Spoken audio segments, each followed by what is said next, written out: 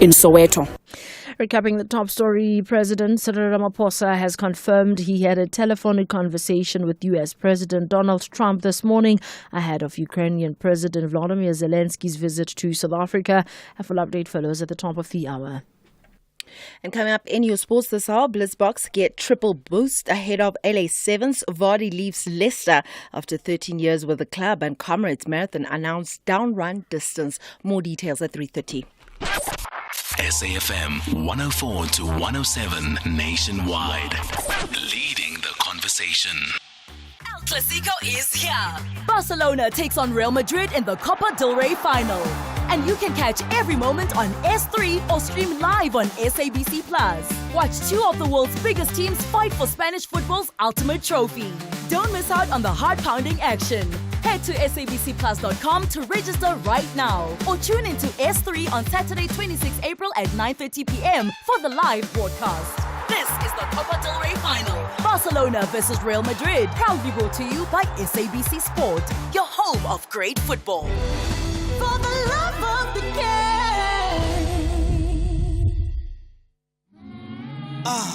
The confession booth. A place where the sin-laden soul can offload their transgressions, all in the hopes of finding reprieve for their sins. Stolen your co-worker's lunch? Then the ordinary confession booth with your regular priest will do. But murdered your long-time nemesis and dumped their body in a vat of acid? Oh, then you better hope you're not in Father Brown's confession booth, because he is bent on catching all the bad guys. Tune in to Father Brown, Mondays to Wednesdays at 9 p.m, only on S3. Open up. S3.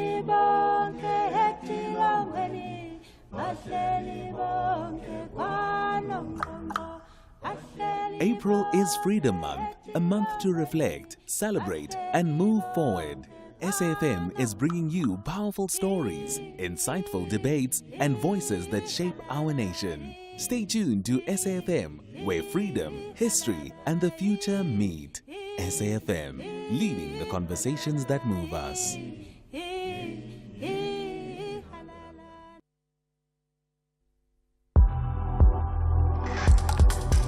The National Pulse with Ashraf Garda on SAFM.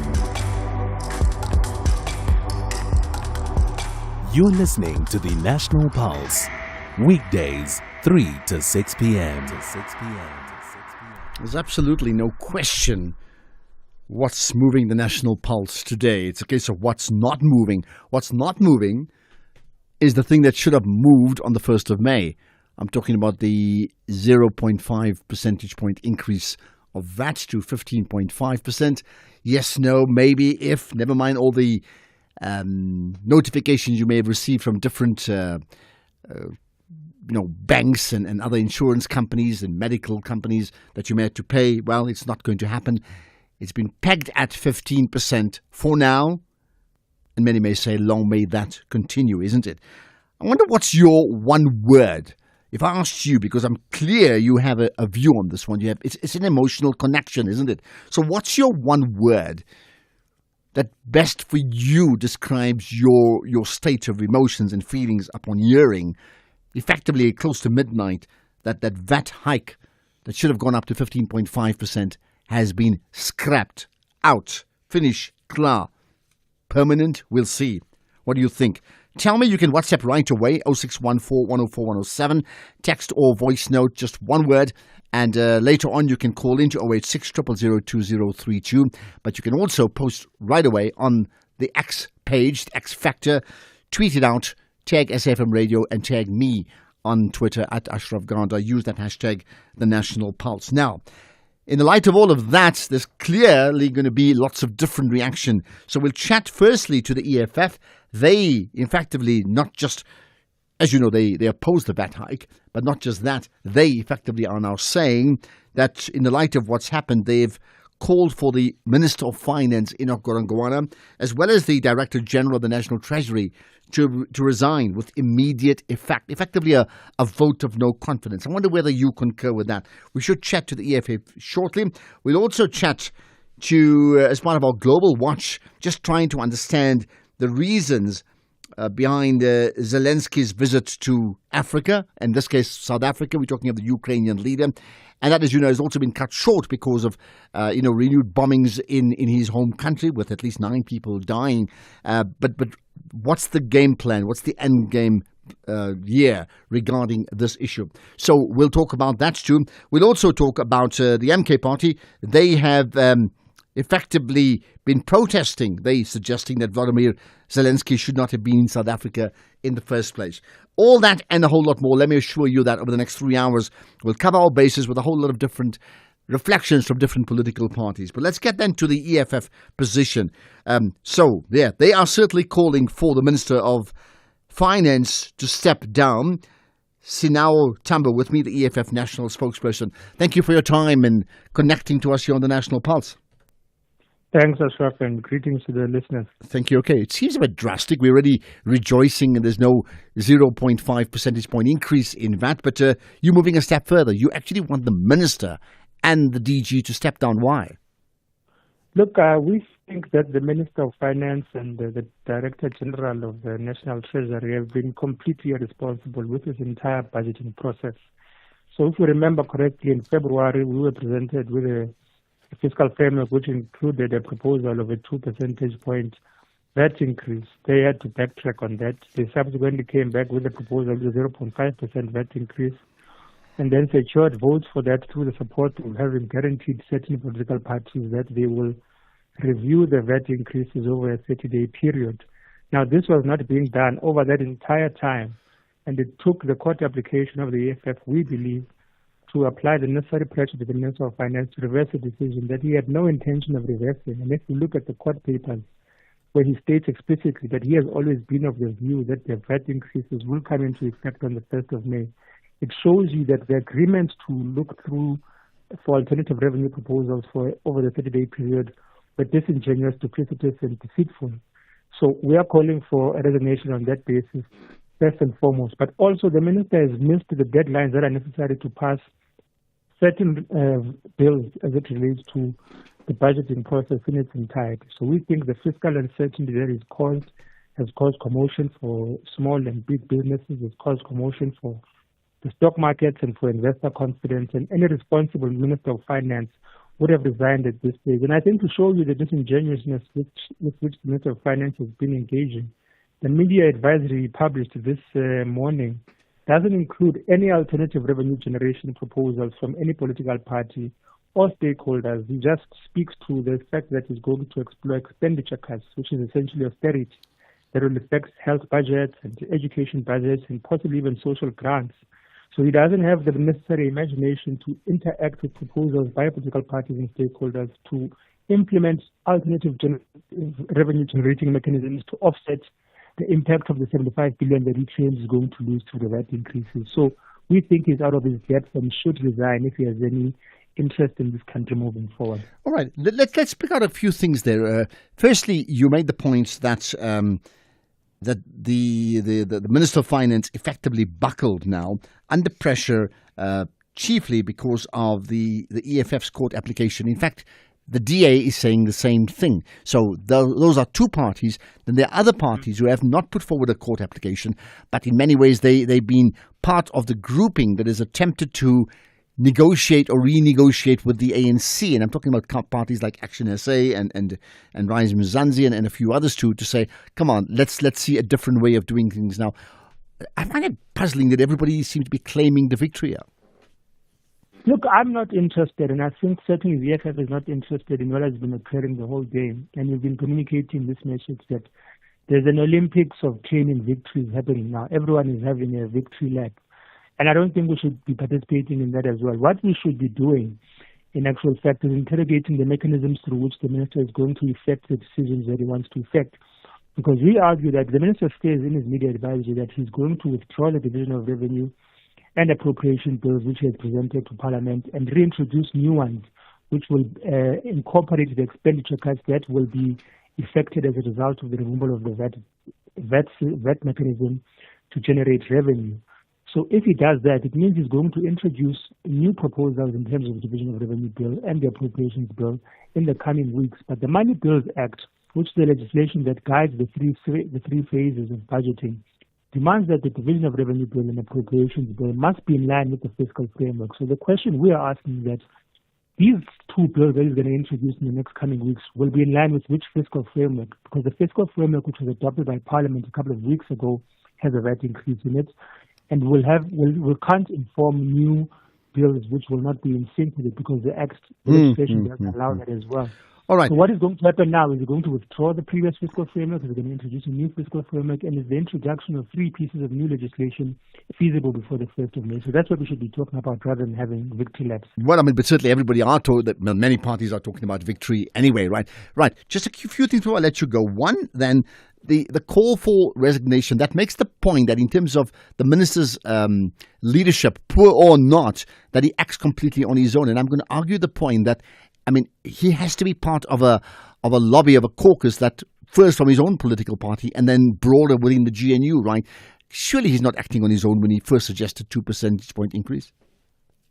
Look, I think I completely agree with you. The attempted divide or creation of an impression that there's a divide between the African National Congress and the Minister of Finance is something that is false. And I think we should look back into all of the media interviews that have occurred since the budgeting process began in February. There was a point at which the Secretary General of the ANC said that under normal circumstances, this budget would have passed. And that was when we were speaking about a budget that included a 2 percentage point VAT hike. And normal circumstances refer to the ANC holding a majority. So they were not interested in interrogating the budget. They have always submitted the budgeting process to National Treasury and accepted whatever National Treasury proposes without making any amendments that are pro-poor or will create jobs or grow the economy. So they were put in a position to now interrogate the budget, something they have never expected themselves to do, something they never anticipated themselves to do. And as a result, they were confronted by resistance by ordinary South Africans and political parties that have pushed them to buckle on the VAT hikes, which they had accepted as the only mechanism to generate revenue. Okay, so I think to disconnect the two would be unfair on the Minister of Finance himself, who I think is being thrown under the bus by his political party. Okay, I mean, that's certainly my thought as well. But let me end with this. So your call then for his resignation. I mean, there's clearly this issue has caused lots of turmoil within the country, right? On the other hand, it may be a good thing for many people that there has been no percentage increase of that anyway, right? But further a call now for the finance minister to step down, wouldn't that, well, two things, wouldn't it cause even further turmoil? And I mean, beyond that, just the last thing, is it not just rhetoric from your side? I mean, you don't really mean that, do you? Look, I think that the Minister of Finance has no enthusiasm to currently implement the budget that he has been forced to implement. And that is shown by the fact that he's not interrogated any of the alternative revenue generation mechanisms and proposals by political parties and stakeholders and incorporated it as part of his media advisory at the very least. So he's instituted what is almost a consequence management process of saying, well, you guys don't want VAT increases, you're going to have expenditure cuts when it comes to critical frontline services such as health, education, and social grants. So this shows you a level of vindictiveness, but also someone who has lost interest in participating meaningfully in creating a budget that is pro the people. Right. So I think he should be relieved of his duties in that regard. Let's leave it at that. Relieved of his duties, says the EFF, and same for Sinawo Tambo. Appreciate your time here on the National Pulse. It clearly is the VAT show, whichever way we want to put it. It has got to be the VAT show. On the other hand, we do have to talk about the Ukraine because the Ukrainian president is in the country. We talk about that next. Honey, what are you doing? I'm stretching for tonight. I thought you're not dancing at bachelorette parties anymore. Baby, we need the money to put Johnny through matric mos. And what's the police uniform for? The clients feel safer when I wear it. No, man, just sell your bakkie to We Buy Cars. They give the best prices and they pay you within minutes. Okay, but can I just go and dance one more time, please? You know how much I love it. No, the buyer's already on his way here. Wow, okay. Strapped for cash? Just sell your vehicle to We Buy Cars. The easiest way to sell your car by far. Fadlu Davis is back home to finish what he started in East Africa. But Steve Barker and his boys believe they can find an equalizer in their own backyard. Stellies collides with Wekundu Wamsimbazi. This is the second leg semi-final battle of the Total Energies CAF Confederation Cup.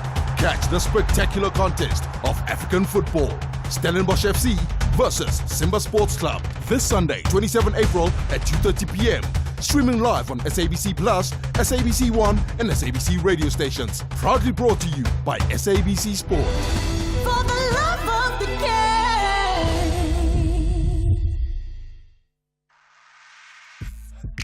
He called himself a king. Others call him dangerous. Andrew Tate, the man who groomed the world. The shocking documentary that uncovers how one man built an empire of influence and manipulation.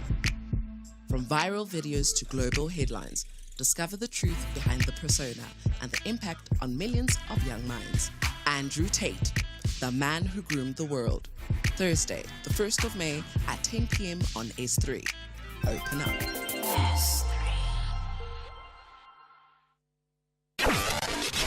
Across South Africa, online and on radio. SAFM, let's talk.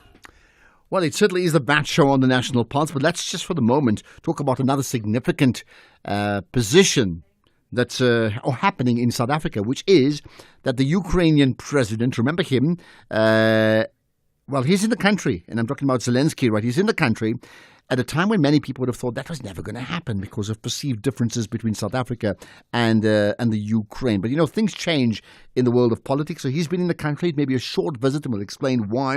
Let's get the thoughts of Peter Zalmayev. He was the director of the Eurasia Democracy Initiative. Peter, appreciate your time. Thanks for connecting to the National Pulse, as always. Happy to be back. Thank you. First things first, why?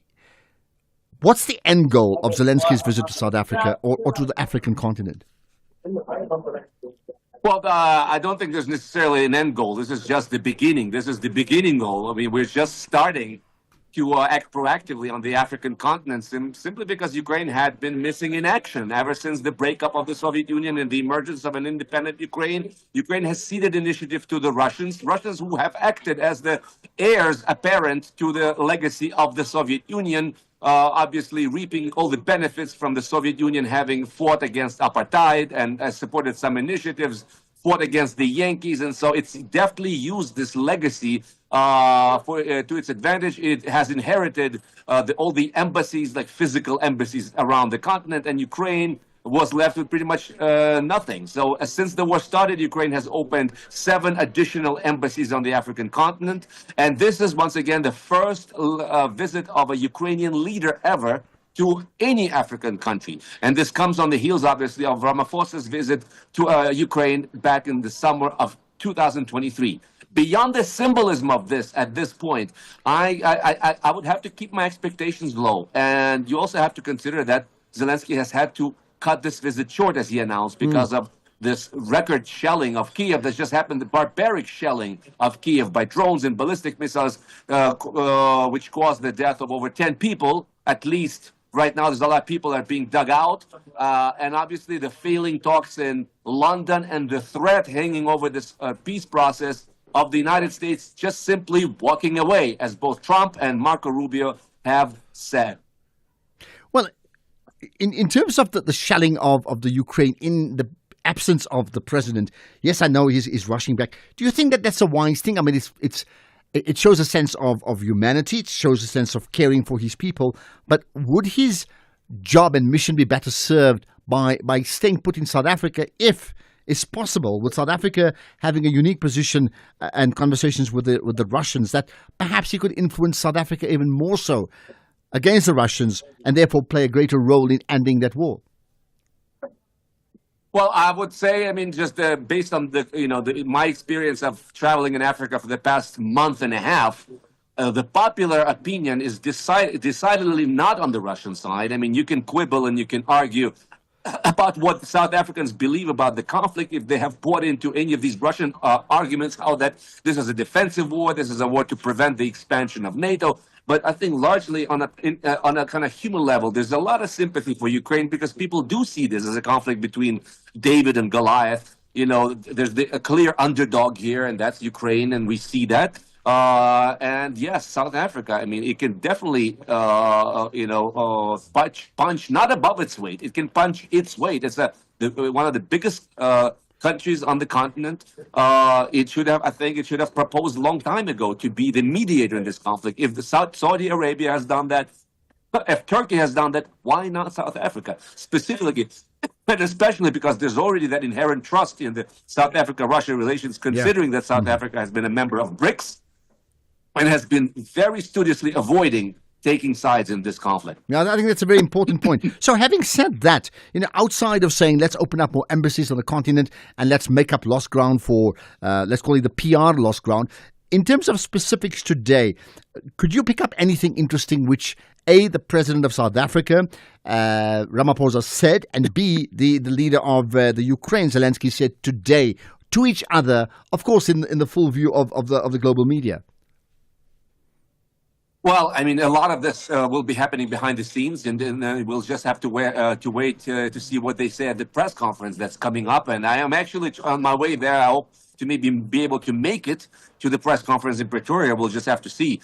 But I think we'll just have to see about the possibility of developing any sort of mill-to-mill cooperation above and beyond any trade deals that will be signed. There's a lot of potential. We're not talking about South Africa all of a sudden selling arms to Ukraine, even though South Africa is sitting on a huge pile of weaponry, of munition shells. We know that. But at least when it comes to developing relations in drone warfare, Ukraine is now at the cutting edge of development of drones, and actually drones is what now keeping Ukraine alive in this war, because it allows it to resist Russia asymmetrically, considering the overwhelming advantage Russia has when it comes to war, manpower, tanks, fighter jets, and ballistic missiles. Ukraine has been able to hold its own and continue to resist 3 years into this war through the deft use of its drones. Okay. And has Ramaphosa said anything that for you stands out, keeping in mind the point you made?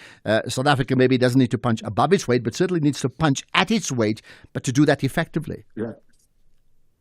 And I think to do that would mean to, at the very least, continue to maintain this neutrality. Russia is clearly trying to, drag South Africa closer into its orbit. There's also China, and that's once again we're talking about within this, BRICS grouping. I think by meeting with Zelensky, Ramaphosa is sending a very strong message that South Africa cannot be taken for granted. It is no one's automatic ally or someone that you would expect to carry water for them. It will set its own foreign policy course. It will meet with whoever it wants, and I think that is to be commended. And lastly, in just 30 seconds, what good will come out of this conversation, or this visit rather, for the Ukraine? What would be the number one prize? Well, I mean, I think that Ukraine expects the African countries to continue supporting it at the level of the United Nations General Assembly. The way South Africa will be voting on these resolutions condemning Russia's aggression, that will also affect the way other countries in the region vote, because considering South Africa's weight. So no matter what happens other than that, I mean, just maintaining solid relations with the African continent is a must for Ukraine. And I'm glad that it's finally happening. Okay, and that's, I hope you get your presser on time. Peter Zalmayev, the director of the Eurasia Democracy Initiative. Appreciate that. Talking about Russia, talking about Ukraine, talking about South Africa. The broker, South Africa? Is that possible, really? Right, give me your thoughts on that. You certainly can call in 086 000 2032. And then your one word to describe your thoughts on what's come out of the no VAT increase. Any thoughts on that? What's your opinion on that? Let's get that right away. So, who should claim the victory? Here's one. Afternoon, Ashraf. It's Yandisa Pongo at Klein Williams in Western Cape. The only person who can claim the victory on this thing of this budget is Herman Mashal. I remember he came here on the radio and said they are busy engaging with the minister and the announcement will be made soon. So the announcement have been made today. That means he was telling us something that is true. Instead of going to court and engage with judges, he just engaged with the minister. So he's the one who can claim the victory. Okay, that's what you say.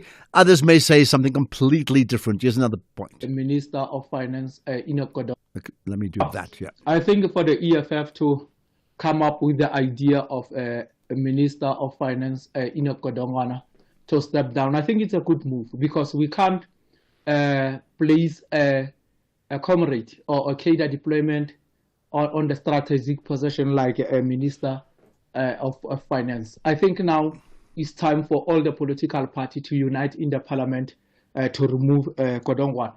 EFF must table the motion of no confidence. Thank you. And time for them to unite? Like, seriously? Is that seriously going to happen? Really? 3:30. Here's the news headlines with Ondela. Thank you, Ashraf. On the news headlines, some political parties have poured cold water on the DA's assertion it was victorious in securing the removal of the half a percentage point VAT increase. Meanwhile, Ukraine says the weapon that killed at least 8 people in a major Russian aerial attack on the capital Kyiv overnight was a North Korean ballistic missile, and mourners are attending legendary actor Don Mlangeni Nawa's memorial service at the Soweto Theatre. The award-winning actor died last week at the age of 65. A full update follows at the top of the hour. SAFM, guiding you through the rush hour traffic. Good afternoon. Starting off in Gauteng, the N14 southbound in Centurion has a stationary truck reported after Eupheus Road exit. Woodmead Drive northbound has delays towards Maxwell Drive, and Christian de Wet Road southbound in Honeydew has delays towards Dolphin Street. In KZN, the N3 inbound has a crash before Spaghetti Junction, and the R102 in Port Shepstone is closed at the Umzimkhulu River Bridge. In Cape Town, Bakencross Street outbound is slow moving towards the elevated freeway, Kloofnik Road outbound slow moving through Tamboerskloof, and Victoria Road outbound slow moving through Woodstock. With your traffic update, I'm Irma G. Ashraf Garda on SAFM. SAFM has signed a code of conduct that is enforced by the Broadcasting Complaints Commission of South Africa. Under the code, we are committed to giving news that is accurate, comment that is fair, and programming that is not harmful, does not amount to hate speech, or contain violence or explicit sex. If you think we are not living up to that code, then you can inform the Broadcasting Complaints Commission of South Africa. Direct any complaints in writing to the Broadcasting Complaints Commission of South Africa. PO Box 142365. Craig Hall 2024. Fax to 011-326-3198 or an email to bccsa@nabsa.co.za. For more information, please visit www.bccsa.co.za.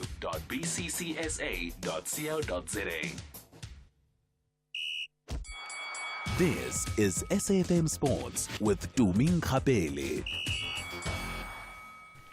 Right, to me, the Minister of Sport. Let's talk about football. Yeah. A very good afternoon to you, Ashraf, and our listeners. Starting off with news just coming in, the Premier Soccer League will ask SAFA to promote 3 teams from the ABC Motsepe League at the end of the season. It puts to rest the speculation that the Betway Premiership was likely to now have 18 clubs next season to make up for cancelling the Royal AM membership in an unprecedented manner earlier this month. But instead, this gap will be closed by SAFA through the amateur ranks over the coming weeks if the mother body accepts as expected, and will definitely keep a close eye on this developing story. Meanwhile, Al Ahly forward Nesh Gradisa says that he is counting on the energy from the influential supporters when they host Mamelodi Sundowns in the second leg of the CAF Champions League semi-finals. The Egyptian Giants have been granted permission to have a full capacity crowd at the Cairo International Stadium in a fixture that will decide who gets a title shot. Tickets were sold out after just 2 hours of being made available. The match was really hard. We had a lot of chances to score a goal to get advantage for the next match, but we will do our best to win the match and go in the final. The supporters are very important. They support us everywhere. They even come to the South Africa. So we want you all to support us, and we will give our best to win the game. Elsewhere, Kaizer Chiefs goalkeeper Bruce Vuma has dismissed talk that they might be going into their Betway Premiership game against Marumo Gallants this weekend with one eye on the upcoming 2 Soweto derbies. Amakosi drew goalless with Chippa United last weekend, just 6 days after shocking Mamelodi Sundowns in a cup match. And Vuma says that they give as much effort in the less popular games as they do against their biggest rivals. I don't think that played a part in our minds because we know the importance of the game that we're going to play over the weekend.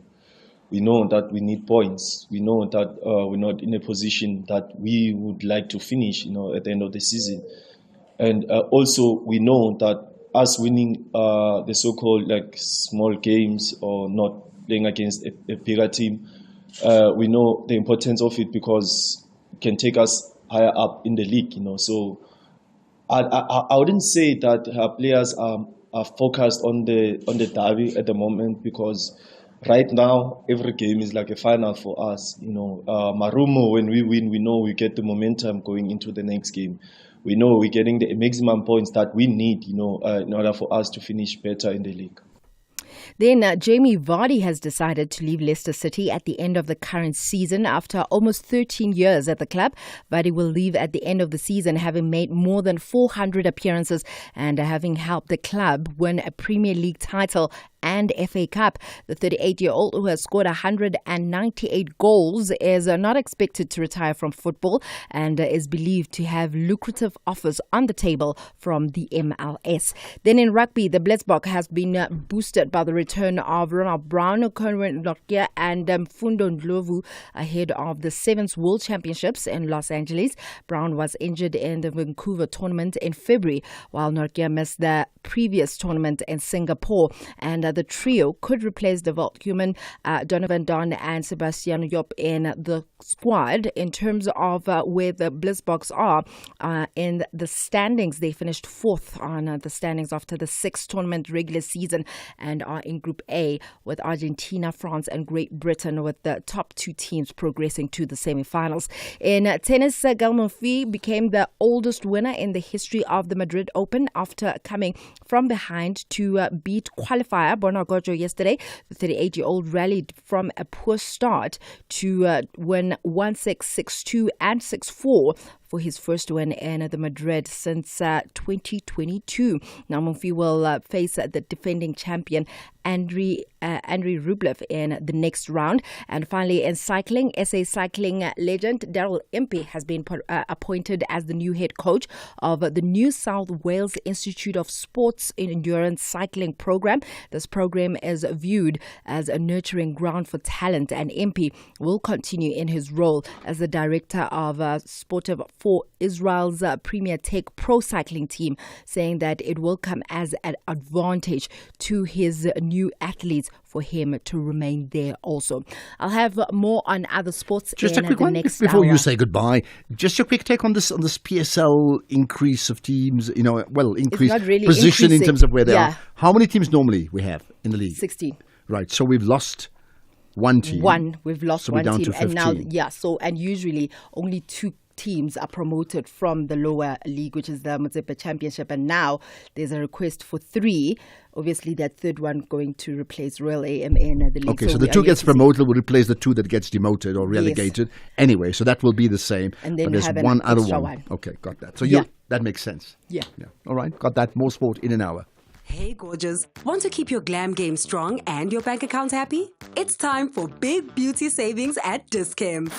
We're talking next level flawless skin with a whopping 30% off Eucerin, Neutroderma, Dermatin and Bioderma, and 20% off the hottest beauty brands like L'Oreal, Revlon, Yardley, Maybelline, LA Girl, Palladio, all in one place. Shop big beauty savings at Dis-Chem and slay while you save. Hurry, deals end 11 May. This season, the truth cuts deeper than ever. Silent Witness is back for its gripping 20th season, and no secret is safe. Dr. Nikki Alexander and the Lal Center team dive into chilling murders, dark conspiracies, and personal trials that hit closer to home than ever before. Truth speaks, if you know how to listen. Silent Witness, Season 20, Thursday and Fridays at 9 p.m. on S3. Don't just watch the mystery, feel it. These are the weekend shows on SAFM. Music of Africa with Sheila Ndikumana. The Weekend View with Bongiwe Zwane.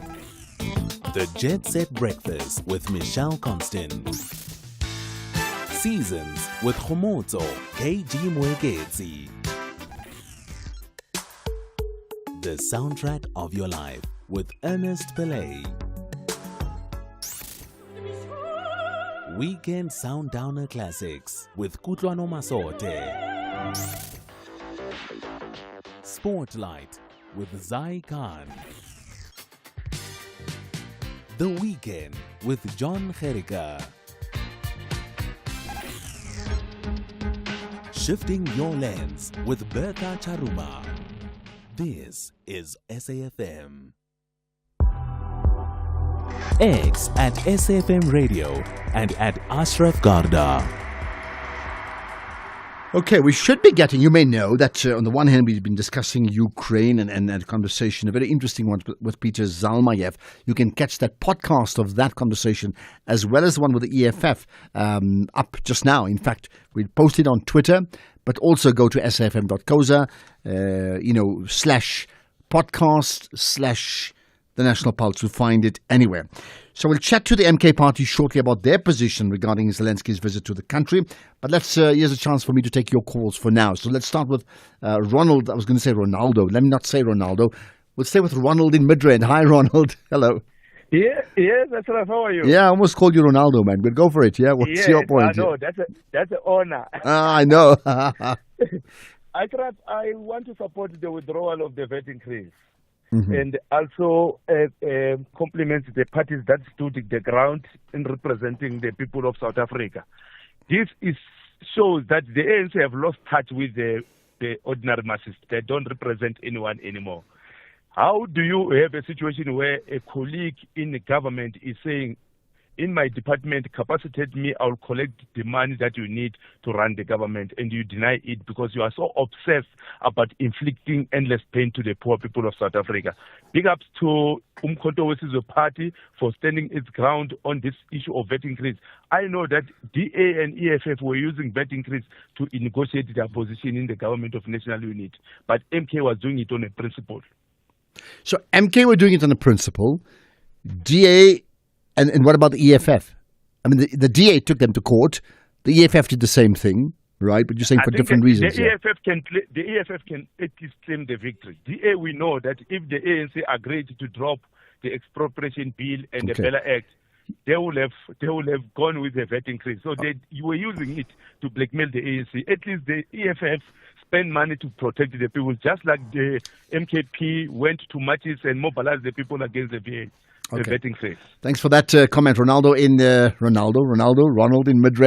Appreciate that. Right. We'll get to further comments from you in just a moment. But here's a thought that I think is important. At this point in time, just about every one of the political parties, the two parties that opposed, that actually went to court, which is the EFF as well as the DA, are claiming victory. And then many of the other parties within, I don't even know whether you can call it GNU any longer in terms of how they are placed. But I'm talking about parties like Action SA and Build One South Africa. I'm not too sure whether Rise Mzansi has done that, but certainly others are claiming a victory of sorts. So you see, because of us, this is what's happened. Our form of negotiation has delivered this victory of no VAT increase, right? Now, my question to you, does it actually matter which party did what and who can claim victory? Does it actually matter? Or is that completely irrelevant? Think about it. In the meantime, let's talk about another issue that has global impact. With me is Ndlamulo Ndlela, the national spokesperson of the MK party. Good to connect with you once again. Hello. Good afternoon, Ashraf, and good afternoon to your listeners. Good afternoon. I want to get your thoughts on that just now. But let's start with the bigger issue that your party has a clear position regarding the visit of the Ukrainian President Volodymyr Zelensky to South Africa. What is that position? Well, Ashraf, firstly we say Russia is a member of BRICS and so is South Africa. They're our ally and our trade partner. In this case, you have Zelensky, who is an illegitimate president because he has not been appointed by way of an election, and a warmonger who is a puppet of NATO and has been used and funded to drive a neo-colonial, neoliberal, and an imperialist posture against Russia. And that is a big problem for us, that we have our president who will invite and fraternize with a known murderer, illegitimate leader, and who goes against the rights of humanity. But now, on that point, many may say is that in the Mulo, sorry, I'm saying many may say the same about Russia. You'll recall in the Mulo, I say many may say your criticism leveled against Zelensky. Many may level the same criticisms, something similar, against the Russians. No, the Russians never started any war. The Russians made it clear that should Ukraine take the stance which they did take, influenced by NATO for their own imperialistic agendas and to try and destabilize that region and Russia, that there would be repercussions. And Russia had to retaliate and protect its country. Okay, what I think is important to raise is that, and I think this is something we need to take into consideration, is that Ramaphosa had an opportunity to invite the Russian president during the BRICS as a member of BRICS. He wasn't so brazen and so confident and so eager to do the same as he is now with Zelensky. Now, we're asking ourselves questions as to why is that the case? So, we're saying to the president, not in our name, he mustn't bring us problems we don't have. We don't want to associate with a country whose leader has got a position, a stance such as that. Okay, we're quite happy with our relationship with Russia, and that's where we stand as controversies. All right. So I hear you. Now, you also know, and I made the point about Russia earlier, that even the Russian leader himself was as part of international rulings, again, what they perceive that he's done. You're getting cut off? I was saying even that the Russian leader was not even allowed to come to this country because of an ICC ruling against him when we had the BRICS summit 2 years back. So I'm just making the point about, that different people have different perceptions about this. But your key thought here is this, right? You talk about fraternizing with Zelensky. I mean, do you think it gets to that? Fraternizing gives a sense of, chummies holding hands together and having a big party. I mean, isn't that what negotiations are all about? People who differ would find ways to come together for the common good of each country and the whole world. Well, look, here's the thing. If you look at the challenges that we're faced with in our own region, the DRC alone, Mr. Ramaphosa is not as an eager beaver to go and resolve the issues there and invite, as a leader in this region, both from a military perspective and from an economic perspective, the leaders of the region into the country and have those discussions. Instead, he was led. So we don't have any leadership when it comes to our president. He is more focused on resolving global international issues instead of starting right here in our own region, which has been destabilized by virtue of what's happening in the DRC. The same situation that we faced in Mozambique. He never, intervened in the way that he is when it comes to the likes of Ukraine. But let's not forget that in the same GNU, you have the DA, who has got a very good relationship with the Ukrainian government.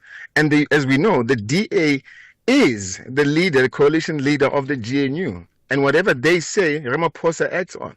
So this is just a clear demonstration that, one, Ramaphosa is not a fit president for this country and is not a leader that would look at African problems and try and foster African solutions. Instead, he will take instructions from the West through his friends at the DA. Okay, you're saying lots of things. There's not enough time to challenge all those things. We'll just go into another whole discussion about that. Including the role of South Africa with regard to the DRC and to Mozambique, because there's been other forms of representation. But the key part that you make here, that you're saying the DA is a senior partner in the GNU coalition, and whatever they say, Ramaphosa acts on. How do you make that statement? Do you have proof for that? Like, you just know that every time they say X, he's going to say yes? Well, you just need to look at, the genesis of it was business that approached the DA, and it's confirmed even by the federal chairperson of the DA, who stated categorically on impeaching Ramaphosa, which says a lot about their morals, by the way, in order to satisfy business. So this was a coalition of convenience off the back of instruction from white monopoly capital. And hence they said, we need to sugarcoat it as what was the case, that Cyril Ramaphosa negotiated 13 30 years ago by calling it a GNU. And that's why it's a clear demonstration that there is no government of national unity. Because if there was a government of national unity where all parties are represented and they represent the electorate and the will of the people was then the dominant voice, then we wouldn't be having a situation where there's a back and forth when it comes to a budget. But what you're finding is they're now using the vote and their posture as the DA, for instance, within the government of national unity to be, an opposition.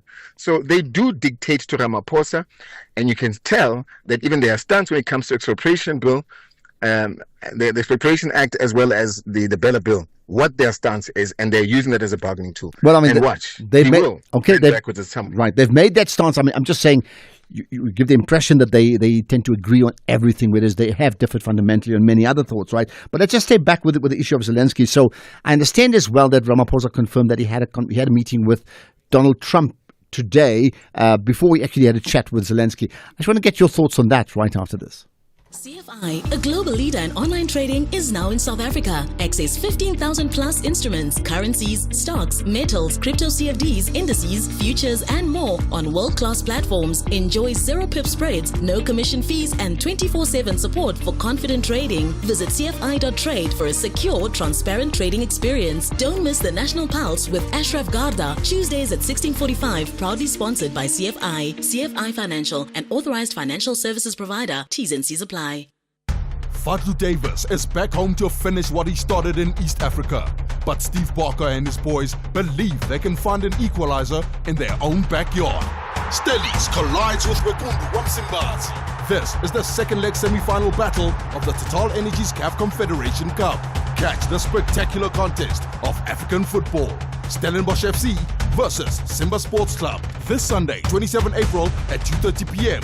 Streaming live on SABC Plus, SABC One, and SABC radio stations. Proudly brought to you by SABC Sport.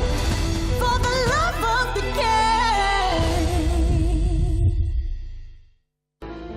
It's the catch of the season as our 3 madcap fishing fanatics are back, embarking on even a more exciting adventures across the globe. Get ready for bigger fish, bigger laughs, and more extreme destinations in a series packed with adrenaline-fueled fishing antics and plenty of friendly rivalry. Fishing Impossible Season 2, Fridays at 10 p.m. only on S3. Open up.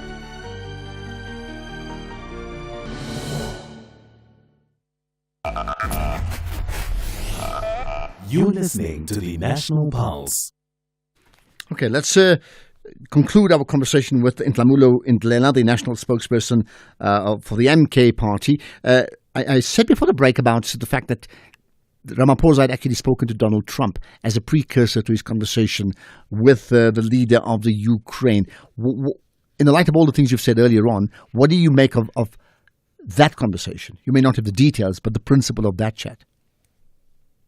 Well, firstly, I don't know what the context of the discussion or what would have led to the discussion being had at this point prior to this meeting. So I can't necessarily comment on that. But we do know that Ramaphosa has sent his friend as a special envoy to engage with the U.S. government. And but let's not also forget that his friend is the chairperson of MTN. And we know that MTN, has got a back-to-back engagements and agreements, and it's on record with the likes of Starlink. So how do we know that this could be a facilitation of, you scratch my back, I scratch yours, we find a way of how we resolve this, but let's see how we can bring Starlink in the back door. I don't know. Remember, you're talking to 2 transactional people. Yes, I mean, I hear that. Yeah. I don't know the context. But besides the fact that I can just draw from the fact that there is a special envoy that's being sent there, and obviously as a precursor prior to today's meeting that he has with Zelensky. Well, I mean, as you said, you don't know. Maybe it's transactional, maybe it's not. But I'm also saying, as you said, you're scratching my back. Maybe you're just fishing, meaning you don't really know either. So, if, for example, that the conclusion of this conversation around these 3 would be that maybe all these parties can negotiate peace in that region, in the between the Ukrainians and the Russians, right? Wouldn't that be a good thing?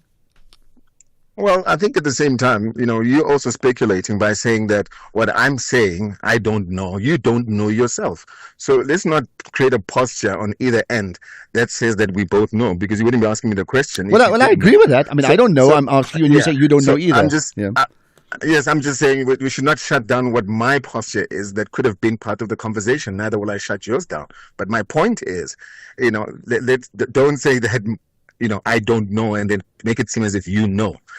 However, if it is anything that has got to do with peacekeeping, I think one thing that is important is that we even said so, and we have had so many people questioning us on the statement that we released at the beginning of the year, where we said at that point in time that Trump at that point was the only president that was outspoken about the Russia-Ukraine war.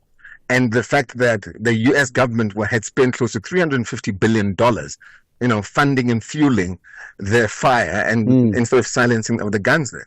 So from that perspective, and if that is the initiative, of course, we welcome silencing of guns, as we've said when it comes to the Hamas-Israel situation, where there was a silencing of guns, but now this has turned out to be something else. So if that is the case and that is the essence of the discussion, then that's something else. Again, you and I don't know, so we can't speculate. Fair enough, yeah. But the point is made that I think and we believe that whatever interventions those are, it is quite honestly a little bit too late for him, too little too late, taking into consideration, where we are at this point in time. Okay, let's end with this. What's your take on the no VAT increase? Well, let's remember one thing. If Mkhonto is seized, and this is what people are forgetting when people are busy scoring cheap political points, saying that, this has happened because of the DA's intervention, that they didn't vote, and there's now Action SA, and all these political parties that are part of the GNU. It's, the one thing they don't realize, every single political party, is that in actual fact, it's MK that saved the day. If MK didn't emerge and convert and make ANC a sub 50% or sub 40% party, the ANC would have passed this without even needing a GNU. There would be an ANC without a GNU. So it's because of Mkhonto Wesizwe and the damage that the voters and the people and the will of the people have contributed to the seats in parliament that has crippled the ANC from them deciding, thinking that they can make decisions on their own. It's because of Mkhonto Wesizwe. So if there's any political party that should be getting the credibility for the situation and what has happened in this country, it's Mkhonto Wesizwe. Okay, but does everyone has got us to thank for that. But does it matter? Does it matter? 0.5%. In Tlamulo, does it matter? You're also claiming. The issue of the 0.5. But in Tlamulo, I'm saying. In Tlamulo, just one second. Yeah. I'm saying, does it matter? Like you said, the DA is claiming victory. Other parties are claiming victories. You then saying, effectively, MK party is also claiming victory, right? Does it actually matter who claims the victory? Well, we wouldn't be talking about it if it did. This is an important issue. It does matter because then the question is the will of the people duly represented in parliament, or are political parties just using the vote and the electorate to play and score political points and bartering, using other acts to try and negotiate off the back of that? This is not what we need as a country. You can't come and barter, with a 0.5% increase because you don't like the fact that, there's an expropriation bill, there's one expropriation act that's been enacted. It's not it. So that's why, and I think this is important, Ashraf.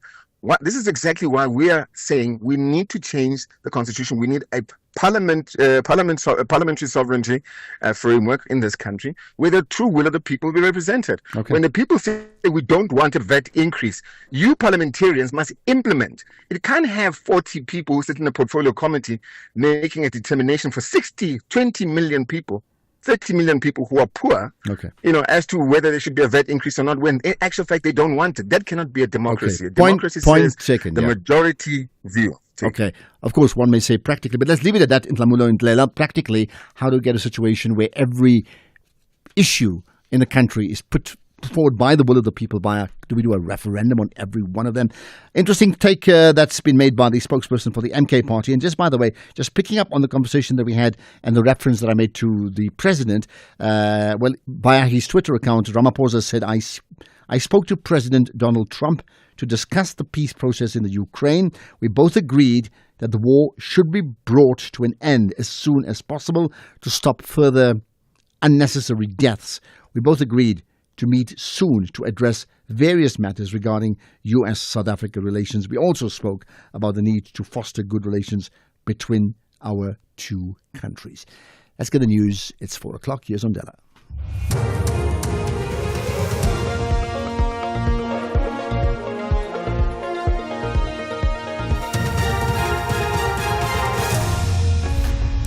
Thank you, Ashraf. Top stories at 4. Parties react to DA's claim of victory on VAT increase reversal, and mourners remember the late Don Mlangeni Nawa. For SAFM News, I am Ondela, and a very good afternoon. Some political parties have poured cold water on the DA's assertion it was victorious in securing the removal of the 0.5 percentage point VAT increase. Earlier, the ANC, IFP, Action SA, PAC, Rise Mzansi, BOSA, UDM, Good Party, Al-Jama, PA and NCC held a joint media briefing on their discussions to resolve the fiscal framework in Sandton, Johannesburg. The parties claimed that the DA was outside of the discussion process. PA Deputy President Kenny Kunene says the DA had ulterior motives. So the DA was going to vote for VAT increase had the ANC and the GNU parties agreed to be extorted by them. So when the extortionists could not get their way, they ran to the courts. So the DA has no moral authority to claim victory for the removal of the VAT increase. DA leader Johnston Hazen says political parties in the GNU must come up with mechanism to ensure planning of the budget is discussed by all stakeholders. Hazen was responding to the announcement by Finance Minister Enoch Godongwana that he's abandoning the VAT increase. Well, we're obviously delighted. It's what we've been calling for right from the beginning. We've made the point at the beginning of this process that you don't need to raise VAT in order to pass the budget. There are other mechanisms. We put on the table those mechanisms. No doubt these are the same mechanisms that we regurgitated by some of these other late arrivals to the VAT fight. But nonetheless, we're delighted. I think that South Africans can breathe a sigh of relief, particularly those South Africans, the millions of them that are struggling to keep their head above water. This is good news for South Africa. President Cyril Ramaphosa has confirmed he had a telephonic conversation with U.S. President Donald Trump this morning ahead of Ukrainian President Volodymyr Zelensky's visit to South Africa. Ramaphosa says he and Trump discussed a number of issues, including the war in Ukraine. Russia launched its full-scale invasion of Ukraine more than 3 years ago. President Ramaphosa says earlier in the week he also spoke to Russian Federation President Vladimir Putin. Ramaphosa has addressed the media in Pretoria alongside President Zelensky. He says South Africa will continue with its efforts aiming to assist the ending of war in Ukraine. The call between myself and President Trump was long in the making, and I last spoke to President Trump in January as he was going to be inaugurated, when I congratulated him. So we've had a second call now, which was a very cordial discussion. And of course, as President Zelensky is paying a visit here, the issue of the war in Ukraine and Russia came up, and we discussed that as well as many other issues that we touched on. Meanwhile, Ukraine says the weapon that killed at least 8 people in a major Russian aerial attack on the capital Kyiv overnight was a North Korean ballistic missile. The missile struck a residential building. Around 10 people are still missing, with some potentially buried under debris. Russia has not commented directly on the strike, with the Kremlin saying only that it has been hitting military and military-adjacent targets. And back home, mourners are attending legendary actor Don Mlangeni Nawa's memorial service at the Soweto Theatre. The award-winning actor died last week at the age of 65. Mlangeni Nawa was best known for his iconic roles as Zeb Matabane in the TV series Isidingo and as Laqasha in the sitcom Scootie's Nice. Nomtsikelelo Mtabela reports. Soft, soothing melodies play in the background as the Don Mlangeni Nawa's portrait stands among bouquets of white lilies and candles. Mourners, including some of the great actors he worked with, can be seen arriving here at the Soweto Theatre to pay their last respect to this legendary actor. Mlangeni Nawa solidified his footprint in the acting fraternity with a career spanning over 3 decades. He will be greatly remembered for his outstanding artistry and the passion he poured into every role. The cause of his death is still unknown yet. For SABC News, I'm Nomtsigalelo Mtabela in Soweto. Recapping the top story, some political parties have poured cold water on the DA's assertion it was victorious in securing the removal of the 0.5 percentage point VAT increase. I am Ondela for SFM News headlines at 4:30. In your sports this hour, PSL requests 3 teams for promotion as Royal AM kicked out. Comrades Marathon announced down run distance, and Walaza wins semi-final 2 at SA Champs. More details at 4:30. SAFM, guiding you through the rush hour traffic. Good afternoon. Starting off in Gauteng, the M1 southbound is slow moving towards Boysons. The N14 southbound in Centurion has a stationary track after the Ufus Road exit, and power supply issues across parts of the Pretoria region due to an explosion at Waterloo substation. In KZN, the N3 eastbound in Ashburton has a stationary truck after Market Road exit. The N3 westbound has a crash before the M13 Paradise Valley interchange, and Umgeni Road westbound slow moving through Springfield Park. In Cape Town, the M5 southbound slow moving towards the Krombum Road exit, the M3 southbound slow moving towards Rhodes Drive, and the N2 Nelson Mandela Boulevard outbound slow moving towards Hospital Bend. With your traffic update, I'm Irma G. SAFM 104 to 107 nationwide, leading the conversation. Your Sunday nights are about to get big on S3. We have some of the biggest movie titles that will take you on adventures that you simply cannot miss. Thomas arrives in a glade at the center of a giant maze. The race to escape the maze leads him to a journey. Should they escape, all questions will be answered. Tune into The Maze Runner, Sunday, the 27th of April. Maze Runner Darth Cure on the 4th of May. Maze Runner The Scorch Trials on the 11th of May. S3 Blockbuster Movies, Sundays at 7 p.m. only on S3. Open up. After a 0-all draw in Mzansi, the Pyramids are confident they will complete their agenda with victory on home soil. But Rivero's boys believe they will end their long-distance trip to Egypt with an impressive performance. This is the second leg semi-final clash of the Total Energies CAF Champions League. Experience the thrilling encounter of African football. Pyramids FC versus Orlando Pirates this Friday, 25 April at 7:30 p.m. Streaming live on SABC Plus, SABC 2 and SABC radio stations. Proudly brought to you by SABC Sport. For the love of the game. Stay ahead of the financial game. Join us tonight from 6 to 7 p.m. for an insightful journey through the day's market developments, financial updates, and investment news. Tune in for your daily dose of financial intelligence as we navigate the twists and turns of the financial landscape with expert insights on SAFM Market Update. Brought to you by CIPS, the Chartered Institute of Procurement and Supply, shaping the future of procurement one smart decision at a time.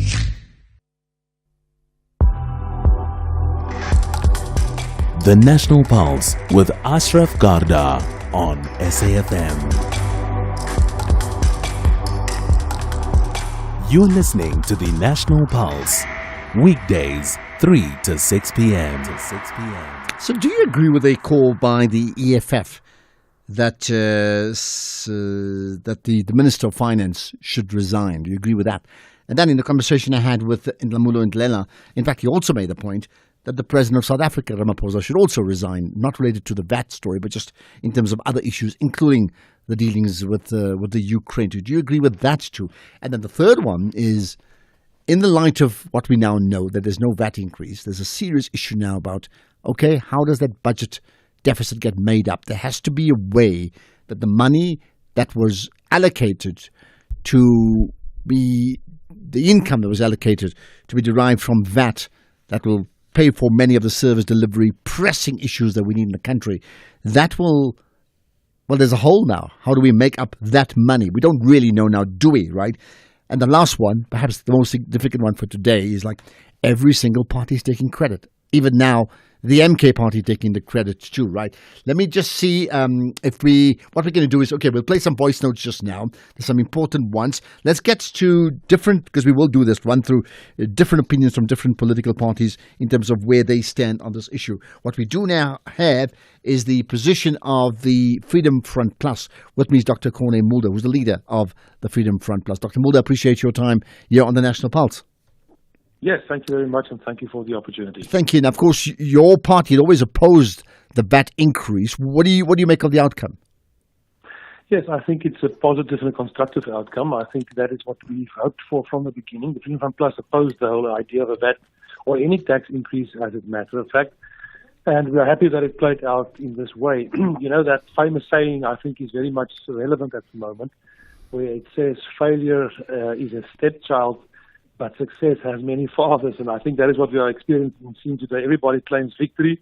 We are not claiming victory. We are just saying we are thankful that it worked out this way, and we oppose it from the beginning. Interesting, you're not claiming victory, but many others are, as you've said. Does it matter, who claims victory, or if the many fathers all claim victory?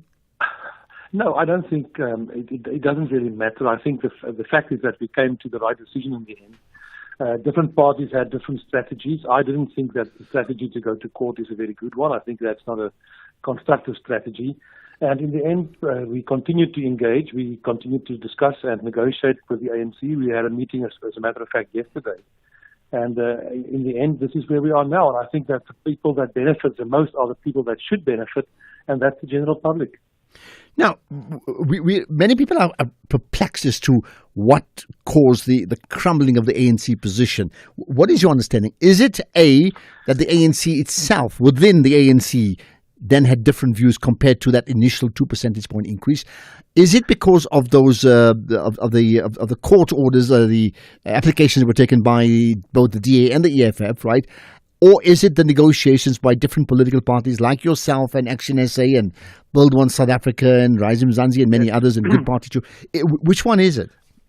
I think we should be honest and look at what the background is. I think we should understand that. The problem is this. In the past 30 years, there was a certain process that was followed to create the budget. And that meant that the Minister of Finance basically had a free hand to do whatever they wanted to do through the years. So what basically happened was the Minister of Finance went ahead with the assistance of Treasury, obviously. They prepared a budget, and then they presented that on the morning of the budget day to the executive. For various reasons, it only became known that morning, but the Ministers of Finance were given a free hand. So what happened was this time around, it was the same kind of practice, and the Minister of Finance did what he thought was necessary.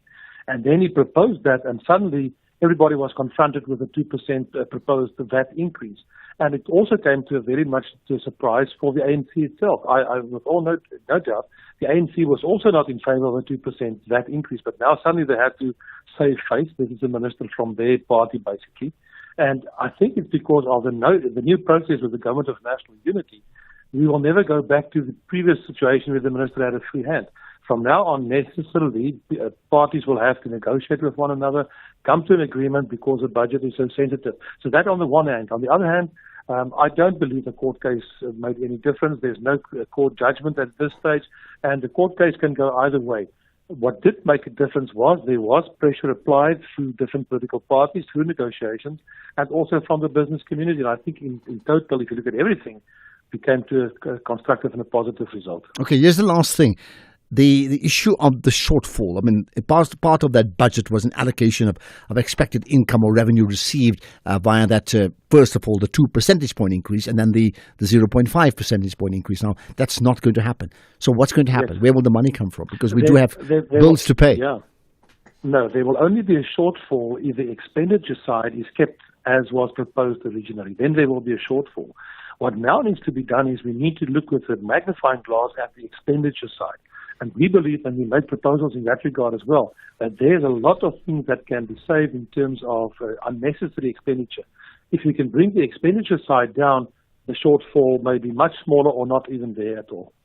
Okay, that's where we can leave it. Appreciate your time, Dr. Corné Mulder, Freedom Front Plus leader. Thank you for that. We'll get another view, that one from Build One South Africa's deputy leader after this. Do great solutions start with good conversation? SAFM, leading the conversations that move us. Right, everybody's claiming victory. I would think Build One South Africa are doing the same if I look at the many tweets from the leader of Build One South Africa. I'm talking about Mmusi Maimane. Nobunto Klazo Webster with me, the deputy leader of Build One South Africa. Appreciate your time. You're on the National Pulse. Hi. Hi, Ashraf. Thank you for having me on the show. Okay, what's more important, the fact that there's no increase, or the fact that every party, including Build One South Africa, is taking huge credit for this? Three things are important. The first is that there is no VAT increase. That is number one. That was always going to be the primary thing. The second thing that is important is that South Africans themselves gave us the mandate to fight the VAT increase, and actually this victory is theirs. They opposed it. They were loud about it. So no matter what we would have done in our engagements, if we did not have that mandate from South Africans, we wouldn't be here today. And thirdly, most important is the ability of political parties, who some were in the GNU, some outside of the GNU, to be able to coalesce around an issue that matters most to South Africans, and to fight for South Africans, and to fight for a principle of South Africans first. That, for me, those are the three important things. So who for you then made the final decision? I mean, it sounds crazy saying so, because I know it's come from Treasury, but is it a case of the Minister of Finance buckling under pressure from the people and then the political parties that you just referred to? Or in fact, was it he who saw the wisdom, or was it that those court cases that he had to face, and he realized it was a case he can't win? From the first time we engaged with the ANC, even pre the vote, there was an openness and a willingness to review the VAT hike from day one. So I do have to credit the ANC for that. And to say that from the ANC, from the Minister from Treasury, there has always been a willingness to engage on the submissions that we had, on the proposals that we had, and actually, even post the budget vote, a commitment to work towards making this happen. And so I don't think that it was a matter of something that, a buckling of pressure or forcing of the hand. I think that it was important that South Africans fought in the way that they did and were vocal in the way that they did. But from the word go, our own experience has been that from the word go, there has been a positive engagement and a willingness to engage on the matter. Okay, engagement is one thing. Why do you think we've had the change? I mean, what effectively shifted the position of the Minister of Finance? So I think, first of all, when it comes to the ANC itself, we have to be honest about the fact that the pushback that was there from the public was very real. And that was something that the ANC had to consider. I think that there's been noise from various corners, and there's been noise from various aspects about this VAT increase, and it just simply could not go unnoticed. Some people will claim that it's about the court challenge that is there. You know, there are various things actually that sit, and various arguments that sit with this court challenge, not just the issue of retract the VAT, but even of how VAT is pronounced in South Africa legislatively from a process. I do not think that is something that somebody could own and say is the real reason. It is not. I think the collective pressure of South Africans, as well as the process that we've been engaged with for 3 weeks now, of actually finding alternatives. We have sat in meetings with the DG of Treasury. We have been working day and night for 3 weeks, not just Build One South Africa, all the parties collectively that wanted to see the VAT increase gone. So there's been a process. It didn't just happen overnight. That's important to note. Isn't this an example? You know, lot has been made about, you know, the GNU, whether this grouping should even be called a GNU. What's interesting here is a significant party within the GNU, I'm talking about the DA, effectively were at opposite ends of the ANC. Then there were other parties who were outside the GNU who form part of this coalition agreement now of different parties that threshed out a deal, right? Including, obviously, say, Build One South Africa too. What's the big lesson to learn from this? That is this the real national coalition, if not GNU, of parties who are coming together for the common good, and they will argue one day and be friends the next day, but ultimately they will deliver what's best for the country? You know, I think there's a couple of things to learn here. The first is that it's very, very important to have very concise and comprehensive agreements when you form a coalition. This we did not see happen when the GNU was formed. We did not see policy engagements and alignments when the GNU was formed. And we did not even see an agreement in terms of what is the roadmap and what is the mission that we are collectively trying to achieve. And we have seen the collective, that is the GNU, particularly with regards to the DA, start to break. And we've been seeing some of the break coming up. I think we saw this coming. We saw this with NHI, with Bella, with the expropriation bill, and various other issues that have been coming up. And so I think that is a critical lesson. I think the thing to note in this moment, and it is important, is that when you look at the way in which the DA acted, the DA had engagements with the ANC, but it was not, even when you look at the statements that they have themselves over the past week submitted and that they've publicized. But even if you listen to what has happened in the engagements, it was clear that the DA was not fighting on the material issue of the budget, but rather was trying to barter for issues that they wanted: privatization of ports, the withdrawal of the expropriation bill, those kinds of things. They were bartering on issues in exchange for support for the VAT increase. And so if they had received those things, if they had commitment for those things, they actually would have voted for the VAT increase without even, and for the fiscal framework, without even considering it wholly and seeing how let's leave it at that. We'll talk to the DA as well just now, just after 5 o'clock. Appreciate your time giving the perspective of Build One South Africa and Ubuntu Hlazo Webster here on the National Pulse. From the shows that bring us laughter to the moments that inspire us, your SABC TV license makes it all possible. Every license paid supports local stories, top talent, and the programs that unite South Africa. Pay your TV license today. Visit tvlic.co.za or your nearest retail outlet. #Your Screen, Your Story. Together, we make it happen. Fadlu Davis is back home to finish what he started in East Africa. But Steve Barker and his boys believe they can find an equalizer in their own backyard. Stellies collides with Wekundu Wamsimbazi. This is the second leg semi-final battle of the Total Energies CAF Confederation Cup. Catch the spectacular contest of African football. Stellenbosch FC versus Simba Sports Club. This Sunday, 27 April at 2:30 p.m. Streaming live on SABC Plus, SABC One, and SABC radio stations. Proudly brought to you by SABC Sport. For the love of the game.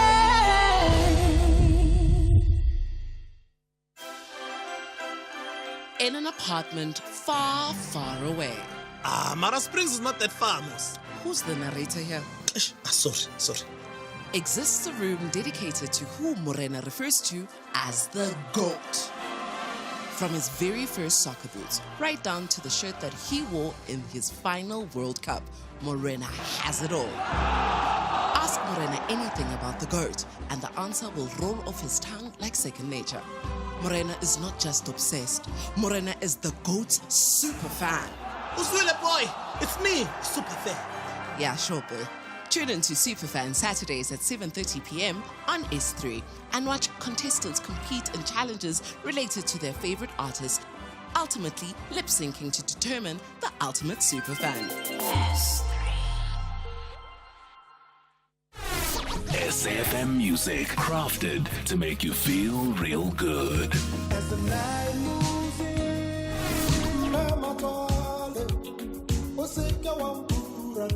Handpicked just for your pleasure.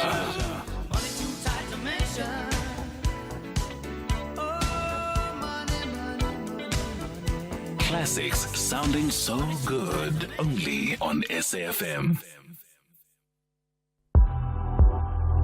X at SAFM Radio and at Ashraf Garda. Right, let's get the ANC perspective. With me now is Mahlengi Bengu Motsiri, the ANC national spokesperson. Appreciate your time and good to connect with you as always. You're on the National Pulse. Thank you, Ashraf. Thank you. I would think when all of you went to bed, last night and the dust had settled, what did you tell each other as part of the ANC? Are you saying internally within the ANC? Well, internally and externally about what just happened. Well, we got the announcement, and like all other political parties, the ANC doesn't interfere with the work of National Treasury. I must say that in April, on the 2nd of April, we had made our own submission to the Minister of Finance, just as all other parties did so. We were aware that the National Treasury had come to some conclusion, but we had to await that statement, and following that, we had decided to come together with the parties as had been agreed. The 11 parties that we are part of, that we've been having conversations with, to look at how we communicate what we had been fighting about. How do we communicate that to the people of South Africa? Now, a lot of talk has been about that the Minister of Finance, of course, is the minister of the country, but in fact, he's from the ANC, that in fact the position that he put forward to have the 2 percentage point VAT increase in the initial stages met with lots of criticism within the ANC. That means many ANC people themselves were caught by surprise. How much of a factor has that come into play now, that forget all the other parties, that the big push for 0.5 or zero increase has actually come from within the ANC itself now? Well, we have been at pains, Ashraf, to explain that, and there was this dominant, narrative in the public discourse suggesting that the ANC is calling for the VAT increase. When the 2% was presented by the minister, following his own work, back-end work with Treasury officials, it is the ANC, ministers who actually called that process out at cabinet, for the first time. And so that really puts to rest the thing that has been peddled. And of course, we had to then hear the minister out to understand what the challenges are with especially the expenditure and the revenue side of things in the budget, as we should. In fact, what this process has done is to elevate the public conversations on the construction of a budget. And I think on the upside, this is what has happened now. But I must say, right from the beginning, the ANC has never been in support of that 2%. And we've been in support of anything that's going to invest in growing the economy so that we can create jobs, but doing so, balancing it with the social side of spending, that none of those should be compromised. Okay, interesting your point about the ANC have never been supportive of the 2 percentage point increase. So in that light, I mean, the EFF have called for the Minister of Finance to step down. Do they have a point that in fact he's out of kilter with the reality? I'm not certain that there is a lot of science behind such a call, the reckless call. The Minister of Finance works with the National Treasury team, and their right and powers are enshrined in the Constitution of our country, protecting the independence of Treasury, to enable Treasury to do their work unfettered by political exigencies. And I do think that power must still be protected. However, there is a need for popular participation in the budget-making process. But the ANC do not support that call. We do not think it has any basis that when a minister is being redirected to hear more and to investigate better ways of financing the budget and to look at other possible revenue streams, and the minister does so, I'm not certain that that qualifies for a resignation. Okay, and just lastly, in terms of what would you then attribute the consensus now that there's no increase? Does it come from the actions, the court actions of the DA and the EFF, or is it that consultative grouping that you referred to? I think 9 political parties that threshed out together to come up with a deal. Absolutely not. And the reason I say this is because the Democratic Alliance is on record with the negotiating team of the ANC, particularly the team in Parliament, as well as with the leadership of the ANC, expressing the fact that they are not opposed to a VAT increase, but that it should happen on the condition of, one, for example, impacting on the devolution of aspects of our rail network and our ports, on the basis of allowing a Deputy Minister of Finance, who's a DA cadre, to have a greater say in the spending review, suggesting that the ongoing spending review patterns of government are not working. So suggesting things that are already in the system. The DA ought to understand that as much still needs to be done to reduce wastage, we're fully in support of that. That is why Treasury has been working very hard, working with Parliament, under the chairpersonship of the Public Accounts Committee, Songezo Zibi, who's not even an ANC leader, working very hard to ensure that we can reduce, grow more, maximize efficiencies in the work of government, particularly in the area of procurement. Okay. So the demands of the DA had less to do with the budget, but had more to do with political power that needs to be devolved to the Western Cape. Okay. Well, maybe with the input as you made of Rise Mzansi and Build One South Africa and Action SA and the Good Party and of course the ANC and the others too, maybe it reflects a new way of doing things which will reflect on going forward. Appreciate your time, Mahlangi Bengu Motsiri, the ANC's national spokesperson. I tell you what, before we get to the news, let me play another reaction, and this is a sound clip we got from the Al Jamaa Party. Here's the leader, Hanif Hendricks.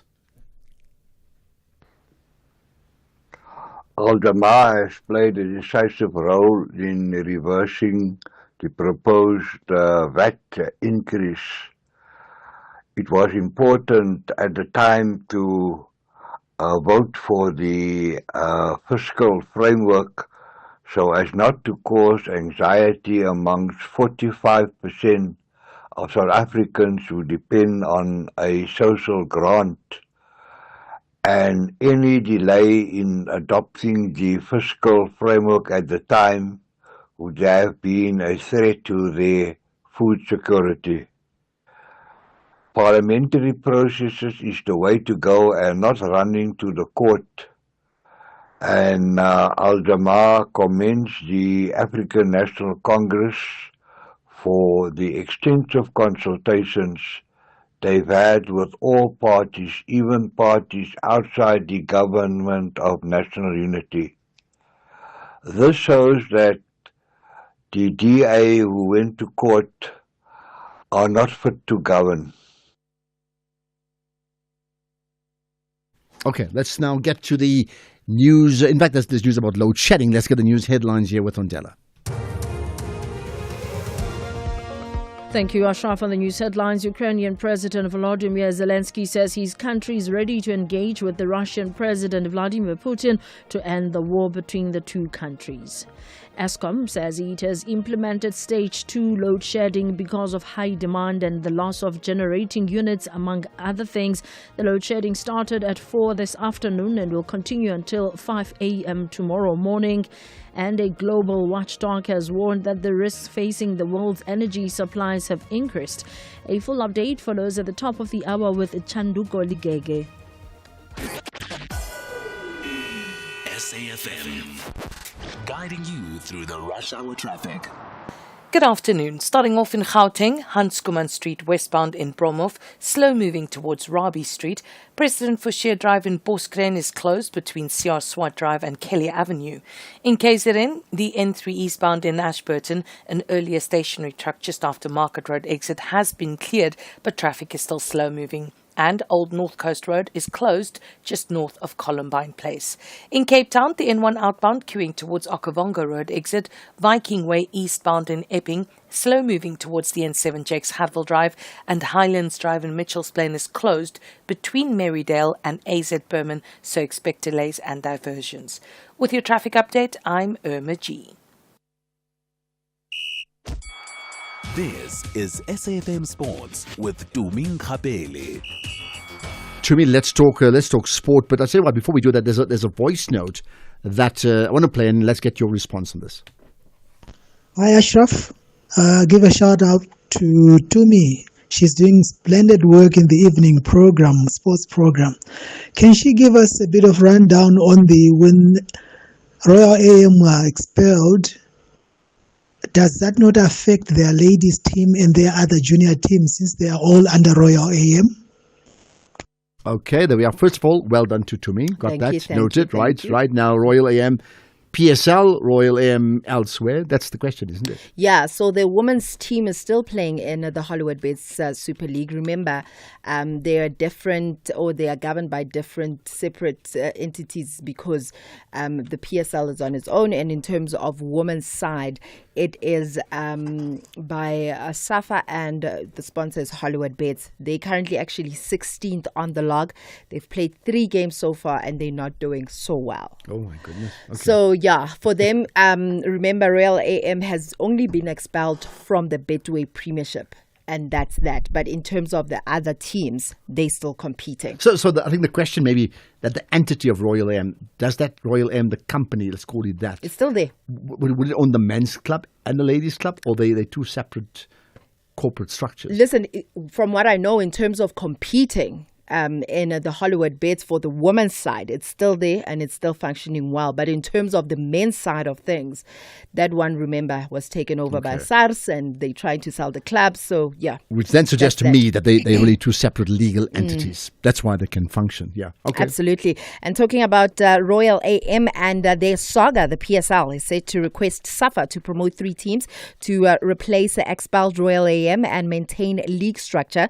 The PSL's board of governors met again today to officially finalize the Royal AM saga, and now the league looks to fill that gap left behind without expanding the top flight to 18 clubs. We are yet to hear how things are going to work out from here on. I'd assume the number 1 and number 2 from the Mozambique Championship will be promoted, and then 15th relegated, and then the playoffs will be between 3rd and 4th and 14th from the Betway Premiership, but it will be confirmed.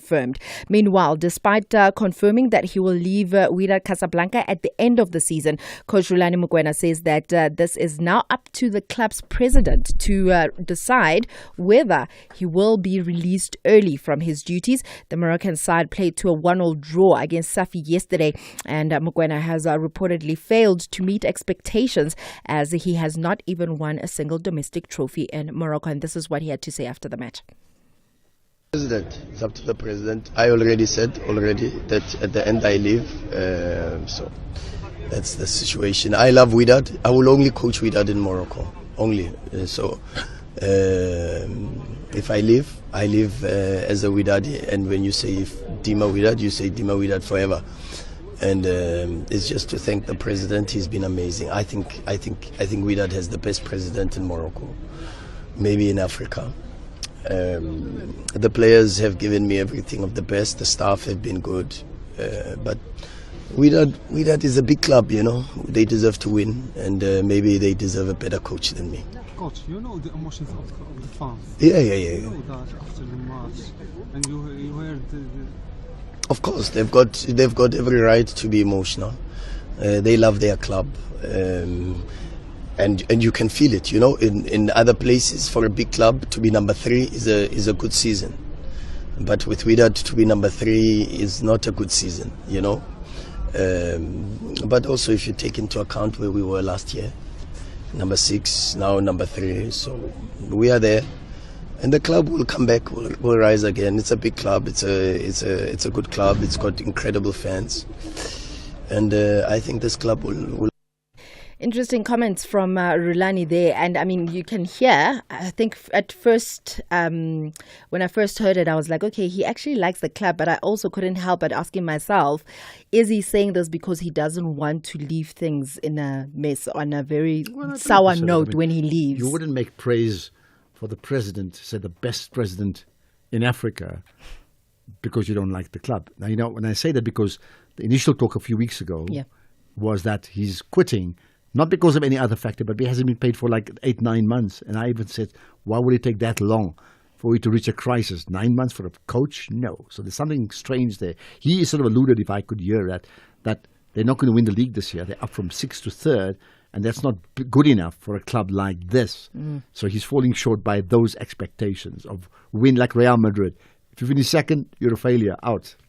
Well, the big question is he going to still be there until the end of the season or not. In athletics, Bayanda Walaza clocked a time of 10.2 seconds to win the semi-final of the men's 100 meter at the South African champs. He was well clear of Karabo Litebele in 10.22 seconds and Bradley Nkwana in 10.25 for third place. Meanwhile, the Comrades Marathon Association has announced that the route distance for the highly anticipated 98th edition of the Ultimate Human Race is a challenging 89.98 kilometers. This will be the 49th down run taking place on the 8th of June, with the race starting at the Pietermaritzburg City Hall and finishing 12 hours later with a street finish outside Durban's People Park. Then in rugby, Lions assistant coach Julian Redling-Hayes says that the players don't need extra motivation from the coaching staff as they prepare to host Connacht in the United Rugby Championship at the Emirates Airline Park on Saturday. The Pride is coming off a 42-31 loss to Benetton, a setback that puts them further behind the playoff race. Internal motivation is the right kind of motivation. The right players will have the right motivation. So, yeah, as coaches, it's not really our job to motivate the guys. It's our job to get the guys prepped and stuff. The guys, like Krappy sitting next to me, they are internally motivated. So, naturally for the team, after not a good performance or consecutive not good performance, it is something that can influence your confidence or influence your motivation. But yeah, we drive internal motivation and guys being ready themselves. So yeah, for us, it's harder. If you win, nothing is needed. If we lose, there is work to be done. But yeah, for us, we've got a good bunch of guys and they are motivated by themselves. All right, that's it from my side for now. I'll have more in the next hour. Perfect. The Seagulls believe their fighting spirit will match their style of football as they chase valuable points. Pedro in front of the Leicester fans against Hermanson and he rolls it home. João Pedro gives Albion the lead. While the Hammers have a big task to prevail away from home. Clips it in there and Bowen! And West Ham United have turned this game around. This is the Premier League. Catch the nail-biting action. Brighton and Hove Albion versus West Ham United FC on Saturday, 26 April at 3:30 p.m. live on S3. Also available at your fingertips on SABC Plus. Proudly brought to you by SABC Sport. For the love of the game.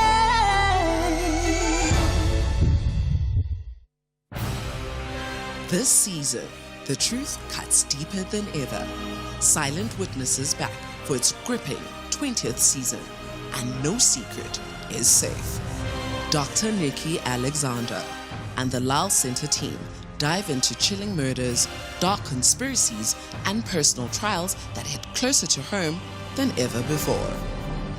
Truth speaks, if you know how to listen. Silent Witness, Season 20, Thursday and Fridays at 9 p.m. on S3. Don't just watch the mystery, feel it. The Weekend View with Bongiwe Zwane from 6 to 7 a.m. Has the Democratic Alliance become an unwelcome GNU guest? That is the subject of our Sunday morning discussion. Tabira in Sekhukhune. I totally disagree with what Professor Mayer say and Professor Gumede say, to say that the minister has performed well. And some are saying that maybe you need more money to get a properly skilled prosecutor. Is that where the problem is? And is the NDPP, in your view, someone that can still continue to run this institution? One, money cannot be the problem where there are challenges that can be resolved without money. There are about 6 senior positions in the NPA that are not filled, and those positions are funded. There is money for those. Let us be frank and honest about the NPA. The NPA has lost its credibility on many fronts. Hashtag SAFM Weekend View. Economic news on SAFM. Facts and figures you can count on. I can just imagine economists are going to have a field day talking about just one thing, the 0 percentage point increase, or maybe there's no VAT increase and what that means. But Makwe Masilela is with us, Chief Investment Officer at Makwe Fund Managers. So Makwe, you'll talk about local and global markets, but first up, you got yearly results from a significant company. Go for it. Yes, that's Zeda. Afternoon to you and to the listeners. Remember, these guys, they invest in the broader agribusinesses, and the macroeconomic environment remained relatively constrained, and that's mainly due to volatile weather patterns. Their net asset value per share is down 28.6%, and that is due to the payment of a special dividend and lower valuations of their unlisted investments. And profits at headline earnings per share decreased from a profit of 8 cents per share to a loss of 10 cents per share, and hence the share price is down 3%. And we started the session with a relief rally stalling as market participants second-guessed the recent hopes that's over the potential de-escalation in the battle over tariffs between two largest economies in the world. And Trump's new tariffs have certainly fanned recessionary fears in the recent weeks, but the market hasn't fully bought into the idea, and it is clear that investors aren't fully pricing a recession just yet. And back home, currency markets welcomed the scrapping of the VAT increase. And the way Trump has been flip-flopping, it seems for him, it is a situation of trial and error, which unfortunately is very costly for the markets, let alone the economies. And it is very concerning that Trump has given us an impression that they're talking to the Chinese, but China said there are absolutely no negotiations on the economy and trade between the two. And oil prices recovered some losses as traders await a potential OPEC Plus output increase that's against conflicting tariff signals from the White House and also the U.S.-Iran nuclear talks. Brent crude is up 0.5% at $66 a barrel, and the yellow metal rebounding from recent lows as doubts over the de-escalation in the U.S.-China trade war persisted, while a new Russia-Ukraine clash also lifted safe haven demand, and we see gold is up almost 1% at 3,317. Platinum is up 0.7% at 975. Ashraf, in a world of extreme uncertainty and rapidly shifting policy norms, the risk of market dislocations and regime breaks and remains very high, and markets are mixed with the JSE up 0.8%, and we are led by industrials and financials. The rand weakened 0.3% against the dollar, 1871, 24.86 against the pound, and 21.25 against the euro. Okay, perfect. Thanks for that, Makwe, and we will connect again tomorrow. Thank you for that. Right. In fact, I think certainly listen to the show coming up from 6 to 7. There'll be lots of further reaction on the business impact of a zero VAT increase as opposed to the 15.5 that we thought we will be dealing with today. Right. Let's get further reaction from other political parties, including ACDP just now. But before that, the Action SA Party. It's the catch of the season as our 3 madcap fishing fanatics are back, embarking on even a more exciting adventures across the globe. Get ready for bigger fish, bigger laughs, and more extreme destinations in a series packed with adrenaline-fueled fishing antics and plenty of friendly rivalry. Fishing Impossible Season 2, Fridays at 10 p.m. only on S3. Open up.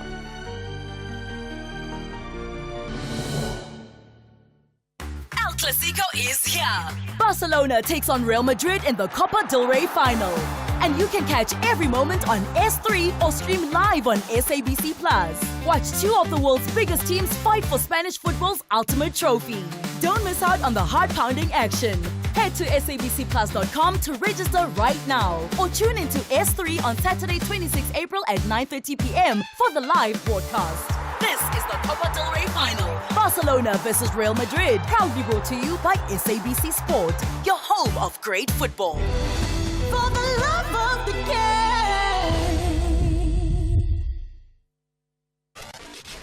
Across South Africa, online and on radio. SAFM, let's talk.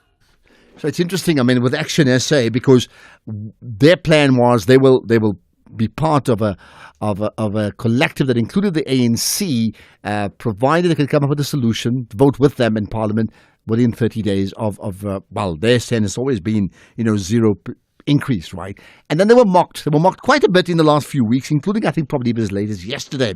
So what's their stake or position now? Michael Beaumont with me, the chairman of Action SA, the national chairman of Action SA. Michael, appreciate your time here on the National Pulse. Ashraf, it's good to be speaking with you, and particularly when we can say that South Africans won't be paying anything more on the 1st of May than they were on the day before. Okay. So clearly, I mean, Herman Mashaba has been tweeting often, all day today, certainly saying, I told you so. Explain what does that mean from an Action SA point of view? Because there's been so much happening in the last few weeks. Understandably, yes. So this obviously had its origins in the parliamentary process around the fiscal framework on the 1st of April, where Action SA addressed the dual concerns of a budget impasse as well as an unwanted VAT increase by allowing the passage of the fiscal framework, but putting upon it the condition that within 30 days a process must be concluded which would have identified revenue alternatives to replace the VAT increase. Action SA tabled that, it was adopted in Parliament, and that process came to a conclusion today, or I suppose last night, when the Finance Minister released the statement reversing the VAT increase, but also today when 10 political parties representing a majority in the South African Parliament reported back on 3 weeks' worth of work that will basically have ensured that there is no VAT increase in South Africa. And I think, as you correctly alluded, Action SA came under a lot of heavy fire for its decision-making in that early part of the process. And it was an opportunity today to demonstrate that we did what we said we would do to the 100% letter of our agreement. So, and what's the big lesson for this in terms of, and I'm looking at parties like yourself and some of the others like I think Rise Mzansi and even Build One SA, that they disagreed with the ANC and probably supported the position of the DA regarding no increase, but disagreed with the DA's position in terms of how they went about it, and were willing in this case to be part of a collective to try and negotiate a solution, even though it seemed ludicrous on the outside. I mean, the big lesson to learn from this is what? Well, a couple of things. Firstly, it's incorrect to say that the DA did not support a VAT increase. Their documented submissions within the GNU were such that they were willing to support an increase if they got the rest of their negotiating terms. Yeah, point taken. I think with that matter dispensed of, what we've really learned from this process is that parties inside and outside of the GNU have come together and cooperated in the mutual interest of South Africans. And as much as the debate has been who should be credited for this, I think really we should learn that this is a positive dynamic of no single party having a majority in our country. No party can impose their will on the South African people. The South African people spoke up and political parties have listened. And I think that is a maturing of our democratic system that we should all be very proud of. And hopefully it doesn't stop with that. We can take it forward into the remainder of this budget process and have a few more wins for the South African people. And isn't that the point, isn't it? So whether you are within what is called the GNU or whether you're outside the GNU, what this has proved, because certainly parties sort of cross those lines, right, is they were able to negotiate and argue a point and come through with resolution. Do you see more of the same like this on fundamental issues in the country? And because no party has that 50% plus one majority, they're going to have to live with this?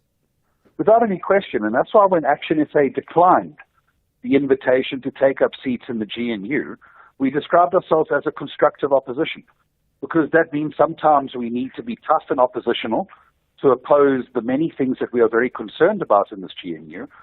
But equally, when there is a budget impasse or when there is a VAT increase and a fight needs to be had for the South African people, we will lend our votes in a manner that benefits the South African people. And I think more and more we're going to see that dynamic.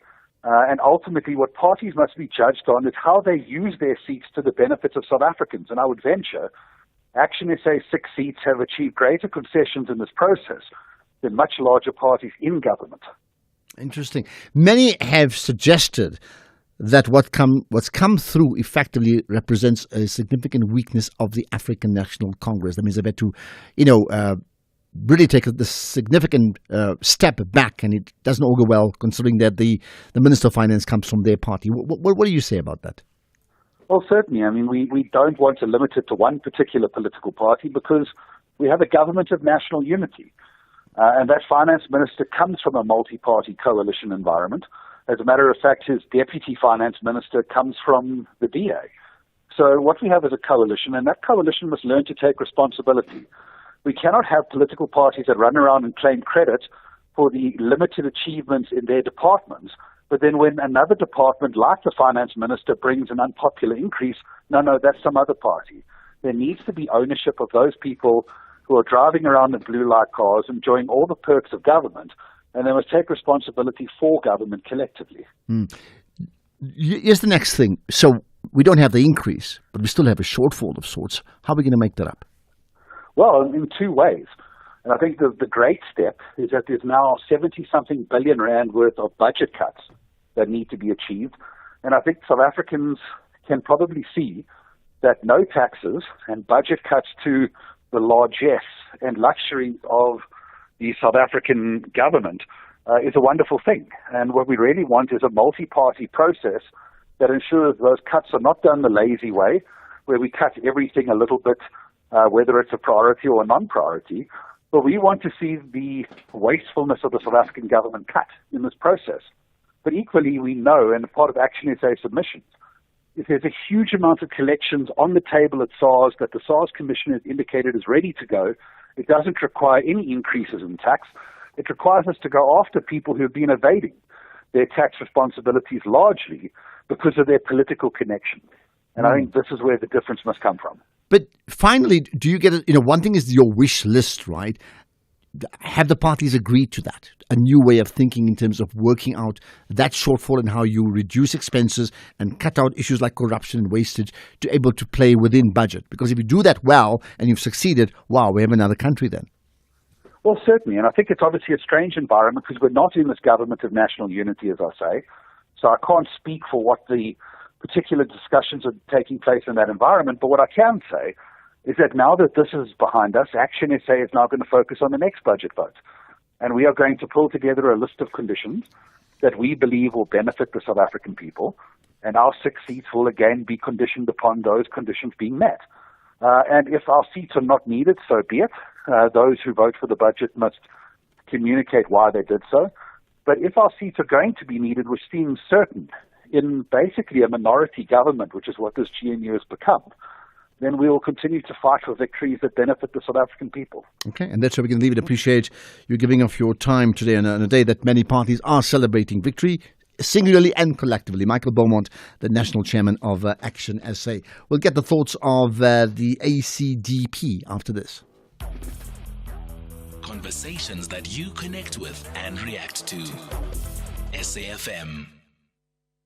And more. So I know we've had less chance to get your thoughts. My apology for that. You, the audience, that is. We are the people. We know that we will try and play as many, take calls and voice notes as soon as we can, right? Let's get the ACDP's perspective then. Wayne Thring with me, an MP for the ACDP. Wayne, appreciate your time. You're live on the National Pulse. Hi. Hi, Ashraf, and thank you for having me this afternoon. Thank you. Right. What do you make of what has just happened? Well, Ashraf, I think that firstly, the ACDP put out a statement indicating that we appreciate the retraction by Treasury. We appreciate the retraction because the ACDP was one of the political parties that indicated that we would not support the fiscal framework because of the dire impact that it would have on poor and ordinary South Africans. Secondly, in terms of the VAT increase, and secondly, the middle class sector, where you actually have bracket creep, will also be affected by the passing of the fiscal framework.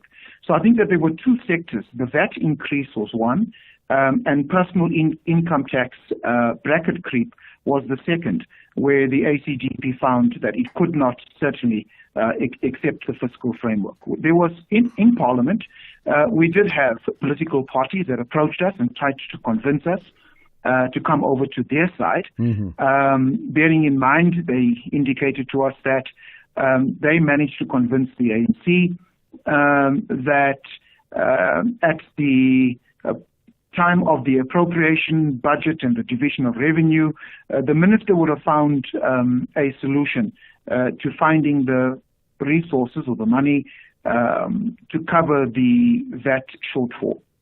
Okay. However, when one looks at what the minister basically said just last week, the minister was adamant that the VAT increase was going to go ahead. So I think that the minister actually had to be forced, and that was what was possibly going to be an outcome at court because he basically looked for a settlement out of court. All right. And now that we have what we have, Your thoughts in terms of the big lesson to learn going forward, because there are other challenges on the horizon. What's next? Well, I think the lesson going forward is that South Africans, firstly, I think that the ANC needs to realize that they're no longer the majority party, and that there has to be consultation. When we met with the ANC and the leadership of the ACDP met with the leadership of the ANC about a week and a half ago, and we indicated to them that these are the kinds of discussions that should be taking place within a multi-party democracy, and the fact that the ANC now is brought to that place is a good thing. So it's good for democracy. So I think that's the first. But I think that going forward also, South Africans are amongst the most taxed in the world, and what needs to happen is, and government needs to understand this. We, from the ACDP's perspective, have indicated that if you look at the labour curve, there's an indication that if there are any more tax that has been added to South African citizens, it's not going to have the desired effect. And what we could actually see is a moving away, business in fact, moving away from South Africa, and having the opposite effect that government actually wanted. So if we have any further increases in taxes, it's going to have the opposite effect. So what we need to do is actually grow the economy. We need to ensure that there is a focus on a lean government. We need to ensure that corruption, maladministration is dealt with. And we've also indicated that at the ACDP that let's capacitate SARS.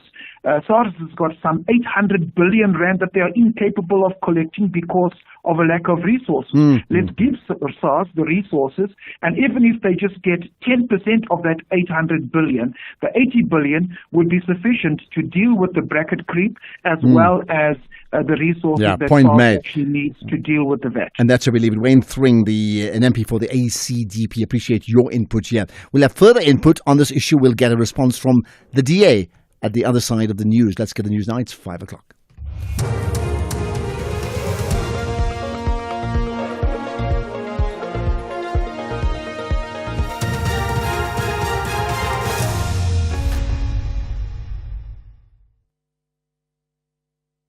Stories at this hour.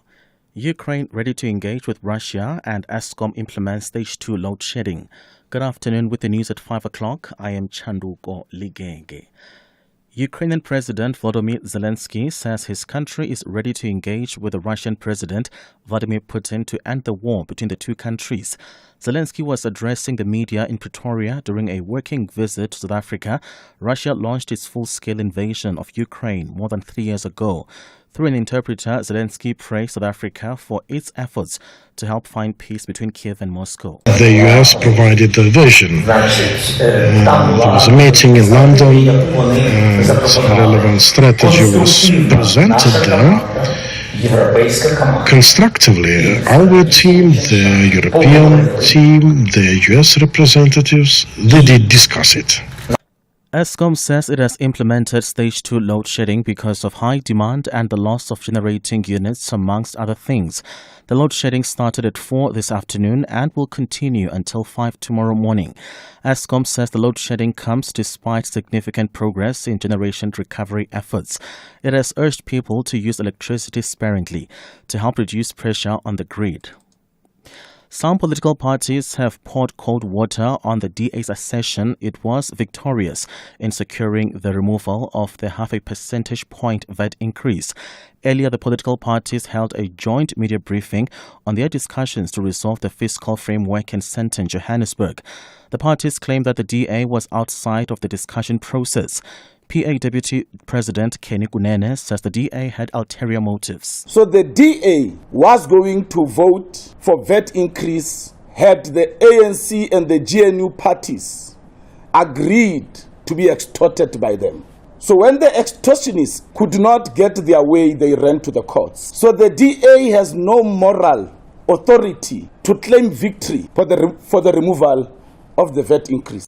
Meanwhile, some Kimberley residents in the Northern Cape province say they are happy that government has decided to scrap the proposed 0.5 percentage point VAT increase that was expected to kick in next month. Now the cost of living is too high, so when we have to deal with tax again, with tax going up, then it means that we are just going to work from hand to mouth. It's a good decision being made by the government. Yeah, we are relieved as a citizens. I'm very relieved that they are not going to increase tax anymore, because considering the economy of South Africa, increasing value-added tax is only going to affect us as citizens. A state witness in the murder trial of Facebook influencer Ribwani Madhaje has told the Thohoyandou High Court that 2 CCTV cameras he installed at the accused house did not capture footage of what happened on the day of the killing. Mwano Rambuwani was testifying in the trial of Madhaje, who allegedly killed his partner, Rinderani Nangobera, 2 years ago. Nangobera's body was found in a pit full of water behind the couple's house. Rambuwani says he found the power cables to the box controlling the cameras unscrewed. Justina Masedi reports. The case has been drawing a lot of interest from community members. Rambawu told the court that he installed 16 cameras around Madhaje's home. He said it appeared that someone opened the camera box and tampered with the power cables. Madhaje is out on bail of 50,000 rand. Justina Masedi, SABC News, Vaterval. A global watchdog has warned that the risks facing the world's energy supplies have increased. The head of the International Energy Agency, Fatih Birol, will join the British Prime Minister, Keir Starmer, and the head of the EU Commission, Ursula von der Leyen, for a conference on energy security. The BBC's Justin Roward has the details. The wars in Europe and the Middle East, the world's increasingly extreme weather, the policies of Donald Trump and the attacks on undersea cables all threaten energy supplies, says the head of the International Energy Agency, Fatih Birol. He warns the risks have risen significantly in recent years. Mr. Birol says countries should diversify their energy supplies. Instead, they are becoming more confrontational and increasingly reliant on fewer sources of energy, he says. Recapping on the top story at this hour, Ukrainian President Volodymyr Zelensky says his country is ready to engage with the Russian President Vladimir Putin to end the war between the two countries. For SAFM News, I am Chandruko Ligege. Immediate effect, Stormers brace for Benetton battle and Walaza wins semi-final 2 at SA Champs. More details at 5:30. SAFM 104 to 107 nationwide. Leading the conversation.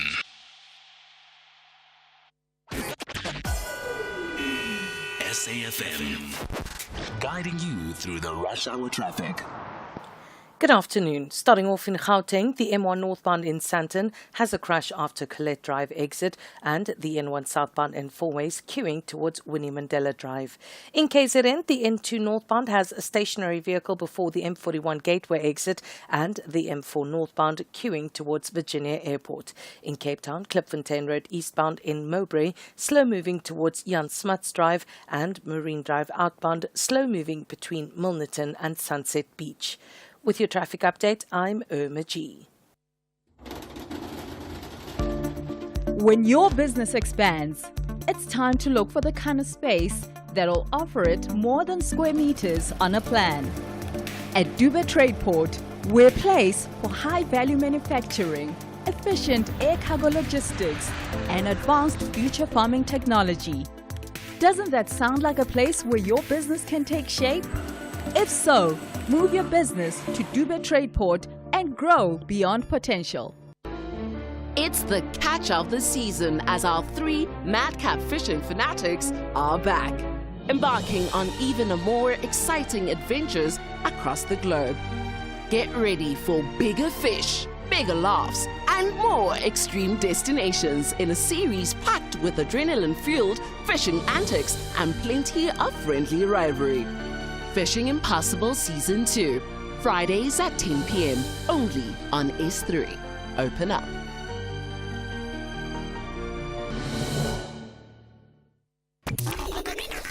I'm Michelle Constant. Join the JSB crew and I every Saturday and Sunday morning between 7 and 10 a.m. We promise to keep you informed and entertained with innovation, culture, cars, travel, life learnings, environment, and of course, your big fat juicy. Small stories, big ideas, massive inspiration. The Jet Set Breakfast on SAFM.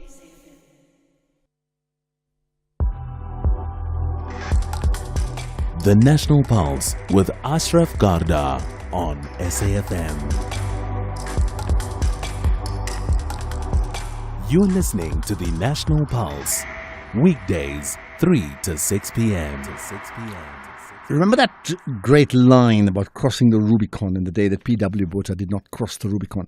Can we say that as a country, political parties, inside and outside the GNU in some form or the other part of a collective, have threshed a deal to ensure there's no VAT increase, and that reflects an actual crossing of South Africa's 2025 Rubicon? Never mind who ensured that we crossed over as quickly as possible. Maybe, isn't it?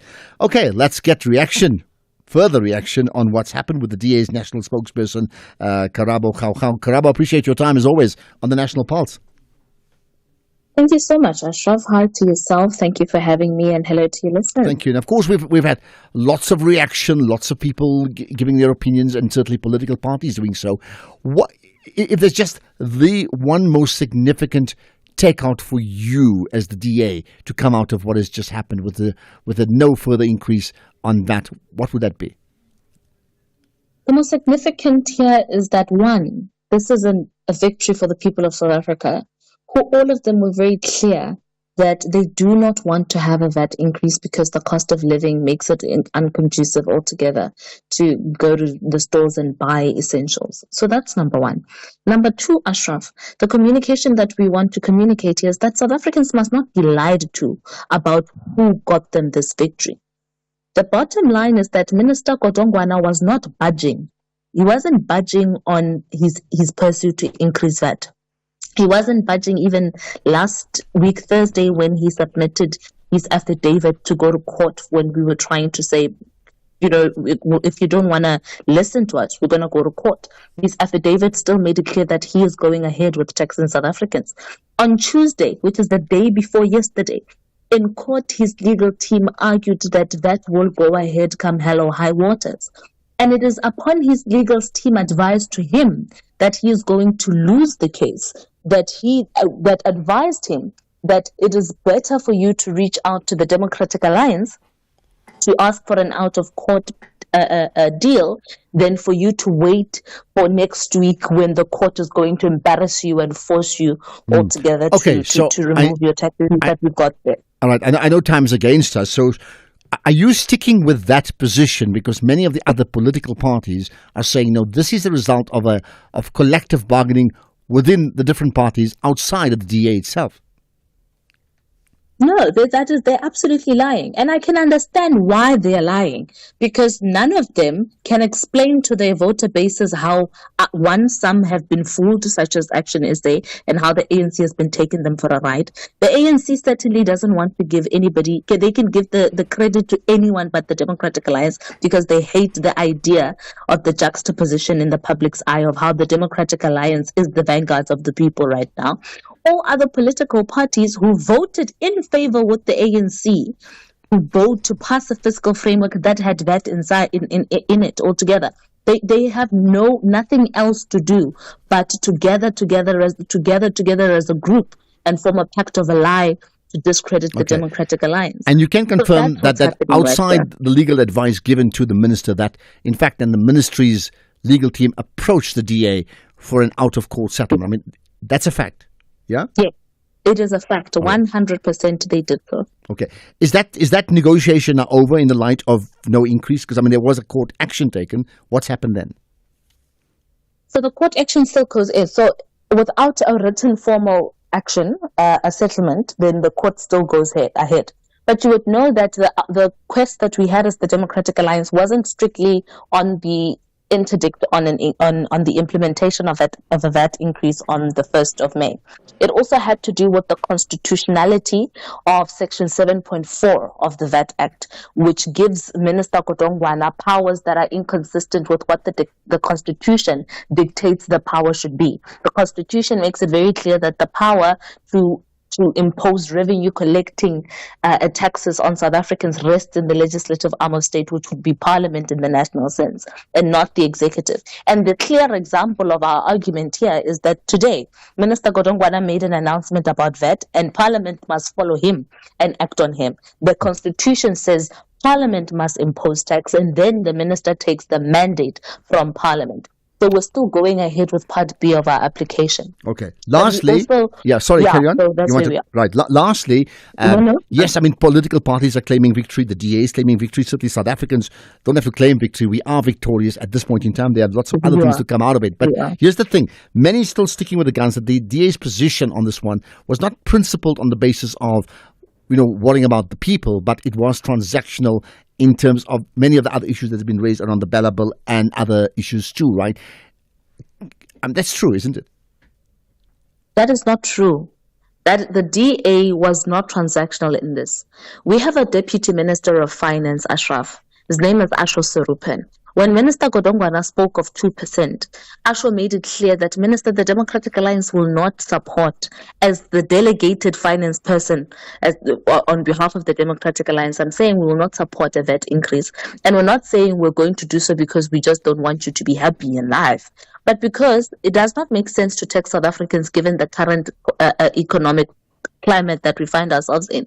Instead, we have identified loopholes that relate to wasteful expenditure in government that you can save money on to cover the shortfall of a VAT increase. Okay. We listed the payments on ghost employees. Godongwana still thinks saving money on ghost employees is not an important thing. So according to the ANC, we must just continue to pay for people that don't exist and feed the stomachs and pockets of cadres. We said that the traveling and the catering budget of government is too large. Cut that by 30%. Godongwana refused. We said we live in a fourth industrial revolution era, that we don't need to be spending as much money on government advertising, and we said cut it by 50%. Godongwana refused. We said to him there are a lot of events and programs that government has that are a waste altogether that we don't need to have. Cut money on that. Godongwana refused. And these are sensible alternatives on the table. Okay. And the reason, and anybody with an ear can hear that it was never about the alternative and trying to consume South Africans, but it was always about making sure that nobody but that the Democratic Alliance does not get the credit of fighting for South Africans. All right. Lots of what you said may come up in further conversations. I know you need to go. Here's a quick yes/no, right? The EFF has called for the finance minister to resign. In the light of what you've just said now, should he resign? Yes, no? He should have never been deployed there to begin with. Okay, got that. Much appreciate your time. Karabo Khaukau, the DA's national spokesperson. SAFM 104 to 107 nationwide. Leading the conversation. They say fortune can change lives, but does it change who you are? From Engoto to a Durban, twins born into struggle, now with millions in their hands, but with wealth comes division. One twin raised with responsibility, the other treated like royalty. Two paths, one dream, Maskandi greatness. Brand new telenovela, Amalanga Wafani, where money, family and betrayal collide. Starts April 2025, weekdays at 6:30, only on SABC 1, Mzansi for sure. El Clasico is here. Barcelona takes on Real Madrid in the Copa del Rey final. And you can catch every moment on S3 or stream live on SABC+. Watch two of the world's biggest teams fight for Spanish football's ultimate trophy. Don't miss out on the heart-pounding action. Head to sabcplus.com to register right now. Or tune into S3 on Saturday 26 April at 9:30 p.m. for the live broadcast. This is the Copa del Rey final. Barcelona versus Real Madrid. Proudly brought to you by SABC Sport, your home of great football. For the love of the game.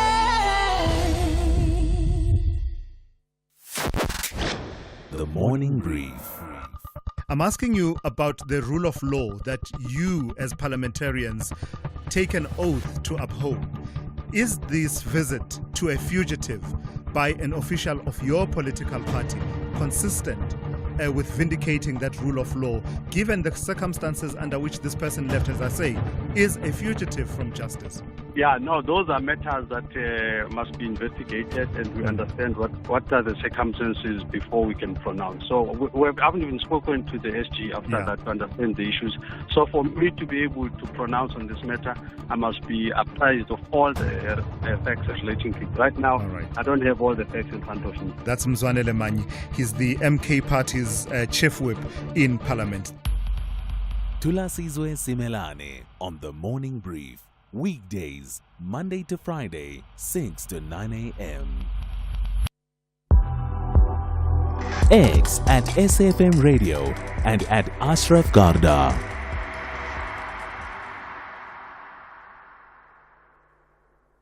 Okay, let's not forget you, the people. We're going to hear your thoughts. So tell me what does your pulse tell you now? What's your pulse reading like? Let's get to some of the comments that we've just had.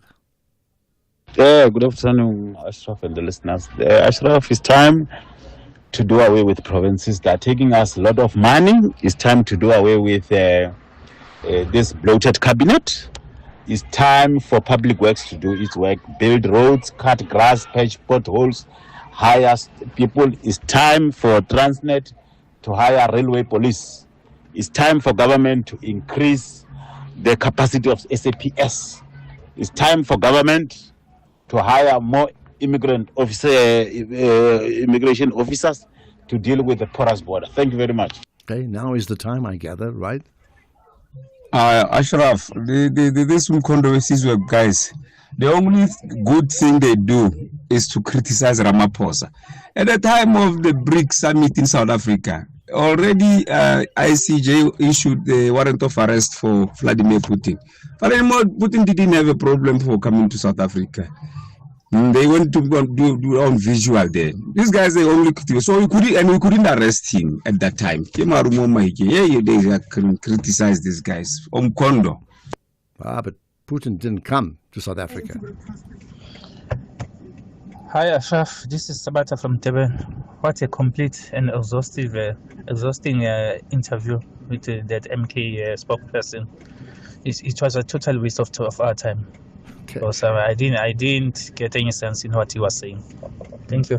Well, I mean, lots of sweeping statements, and this point that was said earlier, Putin didn't come. I know that because I was the MC of the BRICS Summit on that opening day, and of course his address was done via, let's call it Zoom, so it was done online. Absolutely did not come to South Africa. Ashraf, good afternoon. I fully agree with the spokesperson for MK Party.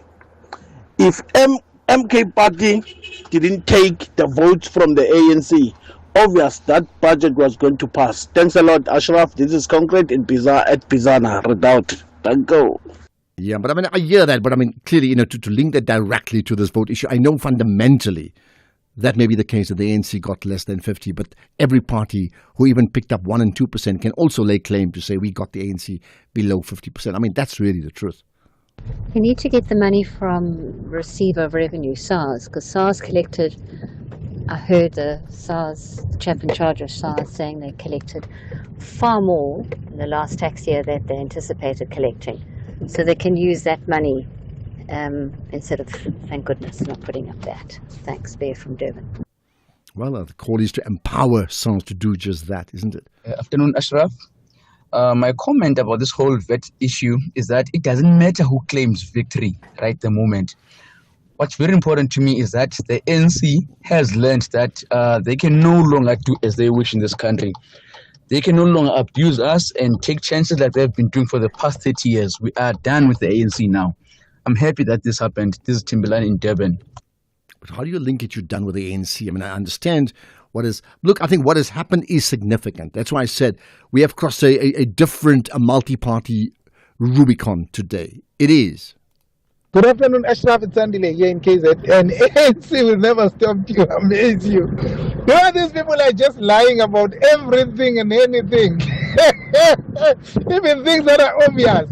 They're lying about them. They just succumb to pressure and nothing else. Thank you. Bye. Oh, you sound so happy. I like the way you laugh. Like you're having a good time today, aren't you? Hi, good afternoon, Ashraf. Good afternoon to the listeners as well. Ashraf, I'm not sure whether I'm missing something, man, with regards to this VAT increase victory. I believe the DA had demands which were not met. Should those demands have been met by the ANC, the DA would have signed or voted with the ANC for the VAT increase. So I'm not sure now when they say they're doing this for the poor or they're doing this for themselves. Because if ANC agreed to what they were asking for, the DA would have signed or voted for the VAT increase. So they cannot claim victory as if they fought and won for the poor people of South Africa. Thank you.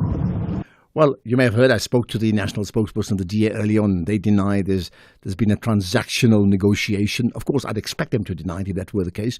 I think that the truth will all come out. Did they link support for a VAT increase on the basis of the ANC will agree with them regarding relooking at the expropriation bill or act, as well as looking at the issue of the Bella Act again, or not? They're saying that was not the case. We had a deputy minister as well. I wonder, right? Let's get to another comment here. Action SA must be given the credit, Ashraf. Thank you. They did well there. They did well there. So sorry about DA. Yes. The DA, they were not fighting for us. They were not fighting for us. Action SA, they did fight for us. We are aware of that. Thanks, Ashraf is not here at Boksburg. But what's interesting here is like every party's fighting for someone, meaning, but that's a good thing, isn't it? I'm not getting into the philosophies of each party. That's why I'm saying there's a Rubicon moment here. Whichever, each party has played some role. Some of them, whatever their different motives are, right? They played a role and we are the beneficiaries. So maybe more of the same, isn't it? Lanias Mashila in Bushbuck Ridge, go for it. Hello. Hello, how are you, Ashraf? Yeah, you represent Sanco. You have a position. Go for it. Yeah. Yes, as Sanco, we are not worried about who is going to take any ownership of whatever has happened now. All what we are saying that sanity has prevailed over this VAT increase, because we believe that the men and women that are in Parliament together with the authorities in Treasury, they are capable of actually finding the best way of funding the shortfall rather than taking the shortcut of increasing the VAT. Okay. We have said so at the time of presenting the budget that the VAT increase is bad for our people, especially those that are receiving grants, because what it means is that the government is just simply reclaiming the grants that they are issuing to our people, to sustain life. Okay. Through that additional VAT. All right, Lenius, thanks for making that point. We're going to move on. I appreciate your comments here today, right? I'm going to get to another guest now with us, Dr. Ralpha Matlecha, who is the Speaker's Firm's thought leader in politics and economics. He's also a senior expert at the Liechtenstein-based Geopolitical Intelligence Services. And as I talk to you, the whole world's now saying, where's Liechtenstein? Let's try and Google it, right? Ralph, appreciate your time. Thanks for connecting on the National Pulse. Great to get to you, Ashraf. It's been a while. Far too long, I may add, right? But anyway. I don't listen to you. I don't listen to your great things. Well, then you need to call in. There we are. Okay. I want to listen to you now, right? Let's firstly talk about just what is the big takeout regarding the different political parties with their different philosophical slants, those that were part of the group of 9 and 10, including then, of course, the ANC, the DA, as well as the EFF, in terms of what has come out of this? What for you is the biggest takeout? Look, Ashraf, it is the politics of a coalition. What happened is that you have parties whose vote was very critical. I mean, there are major components of the GNU, and among them it is the Democratic Alliance. And the ANC wanted to push this thing through. And as they wanted to push this thing through, they kept on reminding the Democratic Alliance that we can look elsewhere for this vote. And that was the way to manage the Democratic Alliance, to say to the Democratic Alliance, we are not going to be held ransom by you on this issue. We can look elsewhere. And I think the DA felt quite betrayed out of this. And at the same time, There are other parties, smaller parties that came in to actually lend the vote earlier on to pass this, even if they found it difficult to explain themselves to the public about what they think they actually voted for. They were used in this coalition arrangement. And I think this is what is quite normal to see something like this. And for the Democratic Alliance as well, they kept on being reminded that shouldn't you be making certain concessions? You are not just that conventional opposition party now. You are within government. Your opposition should be the one that actually says we disagree with it, but can we find a way to close that fiscal gap that we actually need? So I think most parties had to learn on the go here, and they had to realize that sometimes you initiate something, others end up with a victory, and in the middle of it, there is quite a mix-up. And I think South Africa's political parties, they were mature. They are learning each other. They were, you could say, in boxing, they were sizing each other as to how far each blow go and all that. So it has been a very, very, very interesting learning experience. And for the ANC as well, they actually realized that you just can't pass it on the basis of a vote. You need to sell this thing. It was difficult to sell. It's not just a question of that for me, Ashraf. It's a question of the priorities you're going to fund with that VAT. At the heart of this, parties say this is not worth taking this kind of decisions on. I want to talk about the funding part in just. I want to talk about the funding part in just a moment. I mean, as I talk to you, I get a notification on my banking app which says no VAT increase, VAT pegged on your banking fees charges at 15%. Now, I'm just saying that because that's the reality of what we're all going to be getting today, right? So what has happened? Is this a reflection of the power of the people or the power of the political parties? Because I'm being skeptical about whether the people who protest actually, did they drive that process, or was it the political parties who sensed what the people were thinking and felt that they need to be in sync with the mood of a nation?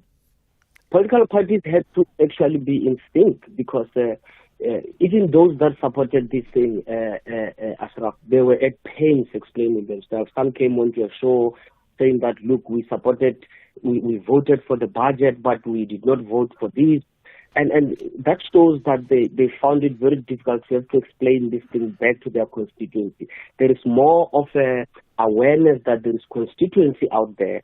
It's not just what we decide in Parliament. It's not about the deals that we strike within this arrangement. It is also about how this is going to reflect upon our political parties when we go back. I would say that the unfortunate part is when this thing is being sold as a vote against the social wage, whereby some are saying that if you scrap those who pushed against the VAT, they pushed against the need to fund the vulnerable. And I would say that for a wider fiscus, and it allows for reprioritization within so that we can reprioritize some of those things. It should not be a zero sum. Happy to have a longer chat some other time, but maybe just we're out of time. But just the last thing very quickly. On the one hand, this budget deadlock reflects disunity within the GNU. On the other hand, it also reflects the unity of so many political parties around common cause, right? What is this going to say about the different parties moving forward? Just a quick answer on that. They are going to have to learn to listen to each other. They are not on their own. Whatever position they take on the issues, they should also be worried as to what others will be taking. Their relationship, it matters on the relationship among themselves as well. Okay, and that's where we're going to leave Dr. Ralph Matkwecha, the Speakers Firm thought leader on politics and economics. Let's get to the news headlines. Here's Chanduko Lekheche. Thank you, Ashraf. The Mpumalanga High Court in Bombela has sentenced a 39-year-old man to life imprisonment for multiple rapes. The Pietermaritzburg High Court has postponed the corruption case against former President Jacob Zuma and French arms company Thales to the 3rd of June. And Eskom says it has implemented Stage 2 load shedding because of high demand and the loss of generating units. More details at 6 o'clock. SAFM, guiding you through the rush hour traffic. Good afternoon. Starting off in Gauteng, the N1 northbound in Pretoria queuing towards Garsfontein Road, the N3 southbound in Germiston queuing towards Geldenhuys Interchange, and the N12 R24 westbound in Bedfordview queuing on both routes towards Giluli's Interchange. In KZN, the N3 eastbound in Pietermaritzburg has a truck crash reported before the Chatterton Road exit. The road's closed, causing heavy delays. The M4 northbound queuing towards Virginia Airport, and the N3 eastbound has a crash reported at Cliffdale. In Cape Town, the M5 southbound queuing towards the N2 highway exit, the N2 Nelson Mandela Boulevard outbound queuing towards Hospital Bend, and the N1 outbound queuing towards Coburg Interchange. With your traffic update, I'm Irma G. This is SAFM Sports with Tuming Kapele. Alrighty, in your sports this hour, starting off with football, Wydad Casablanca have reportedly sacked Rulani Mokoena with immediate effect.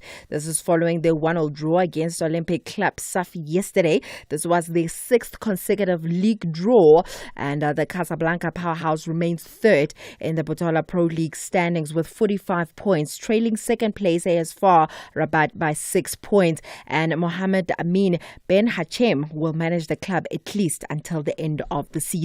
Meanwhile, the PSL is set to request SAFA to promote 3 teams to replace expelled Royal AM and maintain league structure. The PSL's Board of Governors met again today to officially finalize the Royal AM saga, and now the league looks to fill the gap that has been left behind without expanding the top flight to 18 clubs.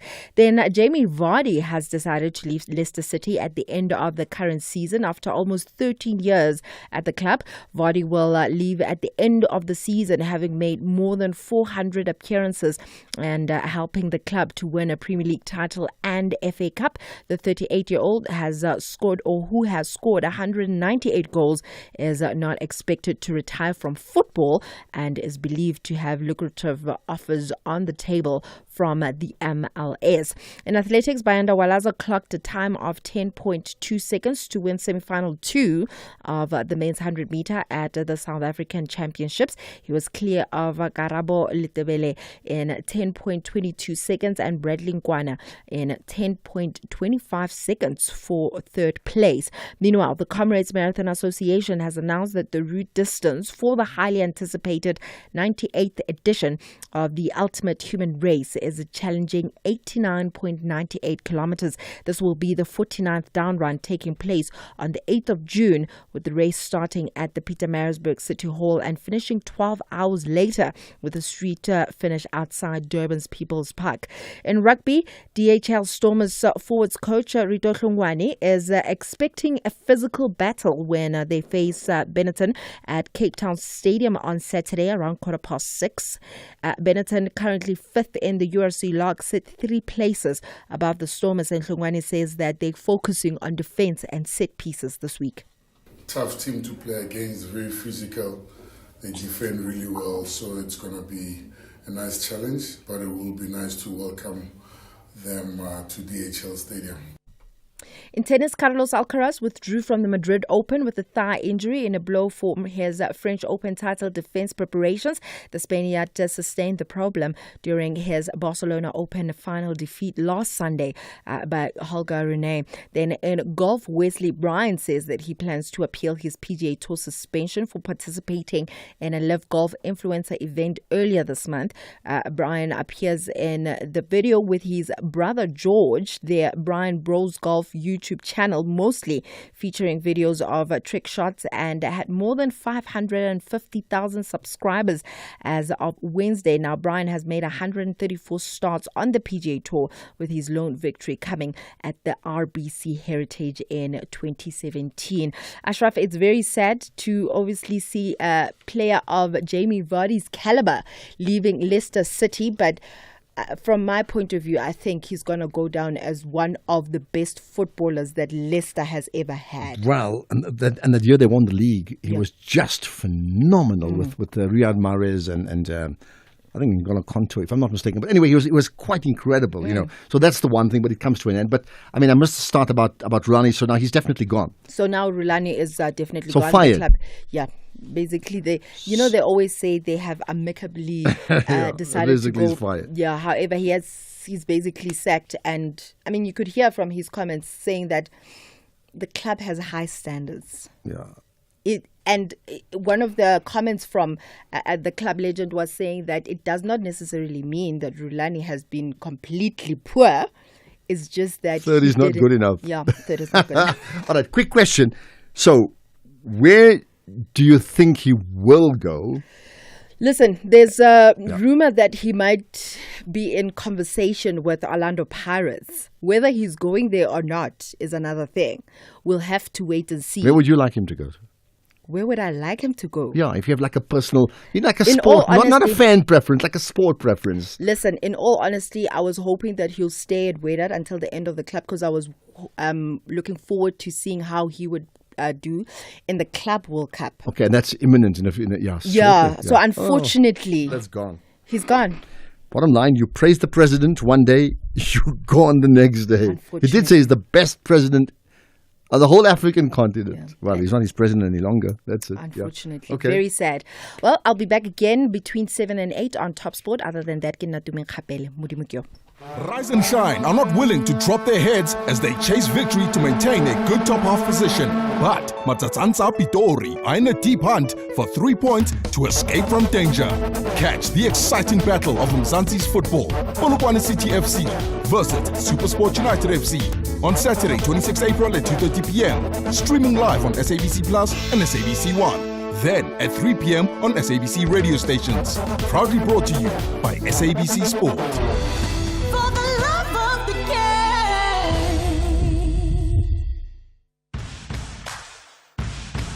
We all have dreams. Some people dream to be astronauts, while others want to yell, Vimba, as they chase that elusive shoplifter sprinting out and into Diamond Walk.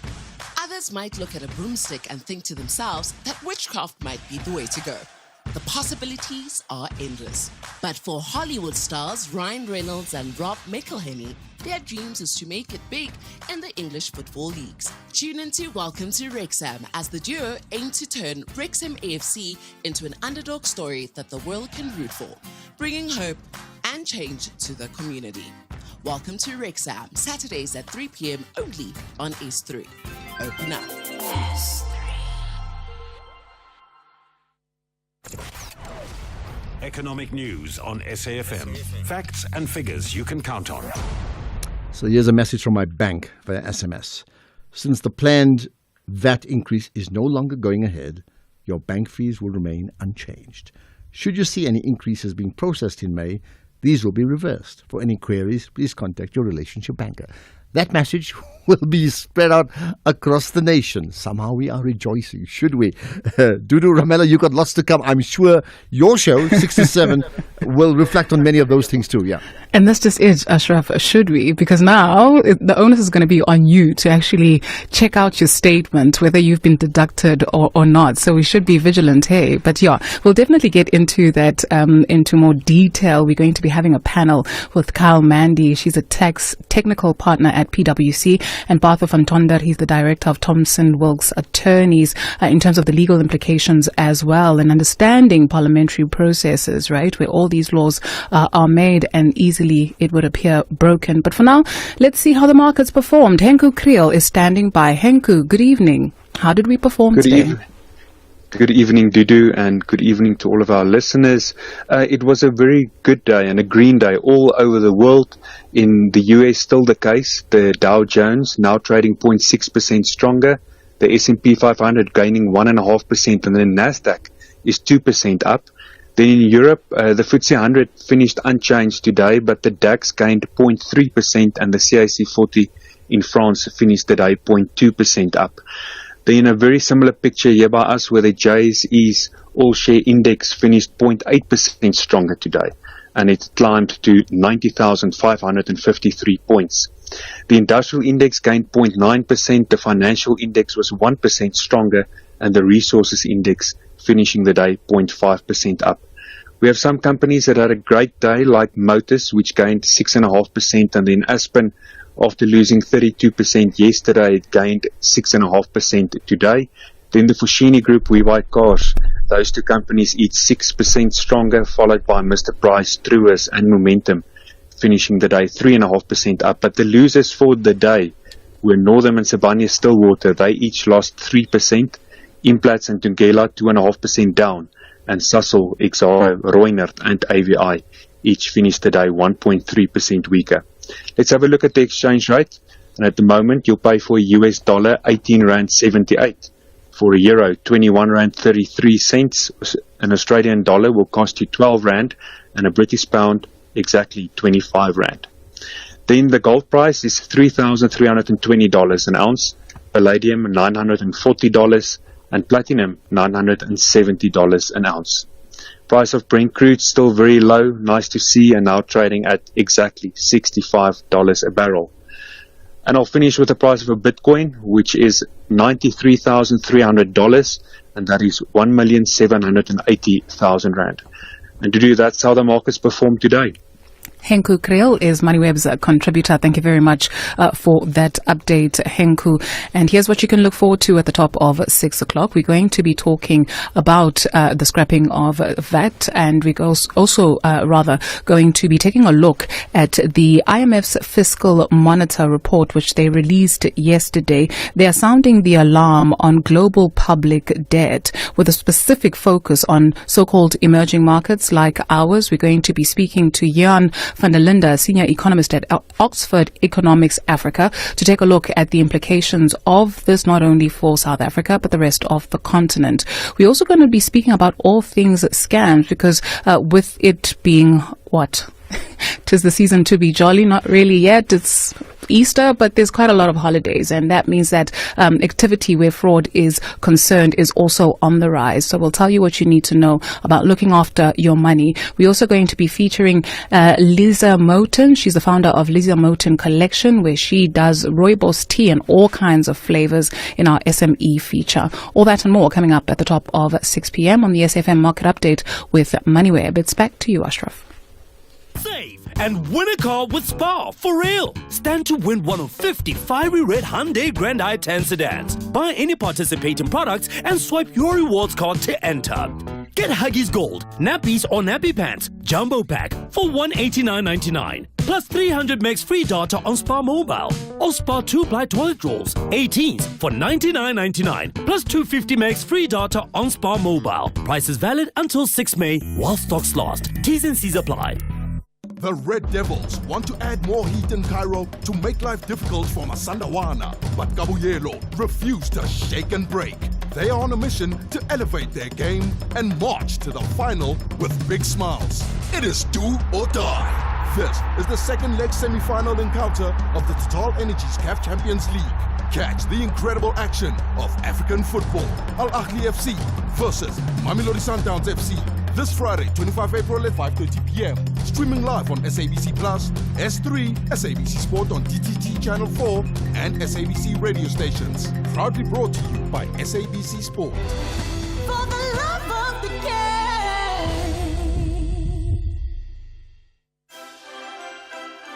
In an apartment far, far away.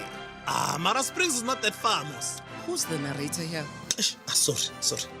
Exists a room dedicated to who Morena refers to as the GOAT. From his very first soccer boots, right down to the shirt that he wore in his final World Cup, Morena has it all. Ask Morena anything about the GOAT, and the answer will roll off his tongue like second nature. Morena is not just obsessed. Morena is the GOAT's super fan. Uswile boy, it's me, super fan. Yeah, sure, boy.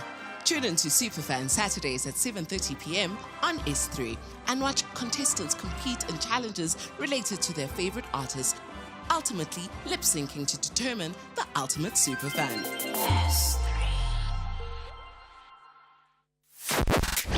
The Morning Brief. The Section 79 Committee for Roads and Transport in the city has been quick to criticize and says that you're violating actually a specific bylaw, that is the Public Road and Miscellaneous Bylaw of 2004, which provides that no individual may plant any tree, shrub or plant on a public road, sidewalk, footway or road reserve if it obstructs or interferes with pedestrian traffic unless authorized. You were not authorized. Yes, I'm aware of that, but also they need to fix the potholes. And we've been asking them for months, and how long must we wait until there's a critical accident and somebody dies of it or the vehicle gets damaged? So I'm well aware of that. That is Quentin Meyer, who is Pretoria North's Ward 2 councillor. Tulasizwe Simelane on The Morning Brief. Find the podcast at safm.co.za. X at SAFM Radio and at Ashraf Garda. Right, I need to get to your calls because clearly on the day that the National Pulse moved singularly in the direction of the no VAT increase, what does your pulse tell you? In Frontline KZN, let's get your thoughts. Hello. Yeah, how's it, man? Good talking to you. Go for it. What's your point? The people have won, faith. The people have spoken. The people are governing now. So all these political parties who are coming up and claiming the praises is because of what had happened in the previous election. People had started to govern. So the thing that they need to do now, they need to speak about getting rid of the tender system. There's a lot of money getting wasted there. As if they are not talking about it because they know they are benefiting somewhere, somehow. Not only the ANC, even the other DA and EFF, they are also benefiting from the tender system. Okay, so you're saying, I'm going to push you, you're saying get rid of the tender system. Okay, got that. I'm sure that's a conversation we'll develop in the days ahead. Thank you for that call. Right, let's see if we can get some more thoughts on this issue. And what I like is we get a cross-section of opinions around the country, around the nation, and often around the world too, right? Mlenzi in eShakweni, go for it. What's also on the bat, right? Go for it. Hello. Hey, hello, Ashraf, how are you? Yeah, good indeed, right? Your thoughts? Yes, this is Mlenze from KZN in Esikhaweni, Richards Bay. Right, Ashraf, Ashraf, I want to weigh in on the issue of the VAT increase as it has collapsed now. You see, Ashraf, this is a very great call that has been made by the people of South Africa in particular to say to African National Congress, to AGOGO, that we don't need you to lead us anymore. We are capable of leading ourselves. However, we know that in Parliament there are only 400 seats. Not all of us who can afford to, who can be able to go there. Only 400 people who can go there. But the people have made a call. And then another thing on the issue of this collapse of the VAT hike, I want to denounce the hypocrisy of the DA. The office of the Minister of Finance, it's got two deputy ministers. The one deputy minister is coming from DA and the other is coming from the KwaGogo ANC. Now the DA is going around making these posters claiming the victory of the collapse of this VAT hike, but all the parties are, more than one party are claiming victory. I can tell you that now. Yeah. But even though it's like that, they are allowed to claim victory. If they think they did something, they are allowed to claim victory. The point I'm trying to drive home with DA is that it's very hypocritical to claim a victory when we are part of that ministry. Yeah. That's what I wanted to say. All right. On the ANC, I was listening when the spokesperson of the ANC, I'm forgetting her name, Pengu, but with the surname of Pengu, the comrade there in the ANC. She says, we were listening like everybody, we are reflecting like everybody. Who is she fooling? I was the ANC member myself. Enoch Kotongwane was the chairperson of the Economic Transformation in the African National Congress. In the conference which we attended in Nasrec, Enoch Kotongwane was very much, for the lack of better word, arrogant when we were talking about white monopoly capital back then. It's not surprising when Enoch Kotongwane, with his arrogancy in the ANC, he's taking now to the cabinet. We know that guy is arrogant, and this decision of the VAT hike is not a decision of Enoch Kotongwane alone. It's the decision of African National Congress. Okay, well, that's what I had suspected anyway, right? Okay, we're going to have to leave it there. I need to give others a chance to vent, maybe. Thank you for that call, Mlenze. Right, okay, I want to get to some of your voice notes too. Well, picking up on that issue of the DA, here's a comment. Hi, Ashraf. Ashraf, no. The DA is really not honest here. I mean, the Minister of Finance is on record. He's on record that the DA sent a letter to President Ramaphosa that they're accepting a VAT hike in exchange for scrapping of the Expropriation Act. The DA, I mean, the spokesperson of the DA was not in those negotiations. So she was really not there, and I honestly believe it. I think the DA does not represent the interest of the poor people of this country. Thank you, Rudolph. Thanks for that, Rudolph. I think point made. Here's another DA comment. DA fighting for poor people. What a joke. Kenny is correct. They're extortionists. DA fighting for poor people. Never happen. It will never happen. It was transactional. Thank you. It was transactional. Many people say that. The DA may have to argue that with people if they think they're being misquoted. Good day, Ashraf. Ashraf, I would like to know from someone, anyone, what is going to happen now that the VAT increase has been scrapped? My concern is about the banks that already gave out SMSs and emails that the VAT is going to increase. What is going to happen now in the banking industry? Are they going to reverse it also, or are they going to go ahead with this? Can somebody tell me at SFM? This comes from Terence. Terence, they can't go ahead with it because it's illegal for them to charge 15.5 VAT when VAT's only 15. So I've got a message, which I read out earlier on, and I think it will be typical for every one of you. They're saying that there'll be no increase as per the regulation now. However, if by chance you do get charged, then it'll be reversed as soon as possible. And I understand that because it may be loaded in the system. So basically, you could get billed and then reversed a few days later. That's the story. The bottom line is, can they charge you now 15.5 permanently? They can't because it's not allowed. Aye, Ashraf, why do you allow this Karabo person to come and lie to us here?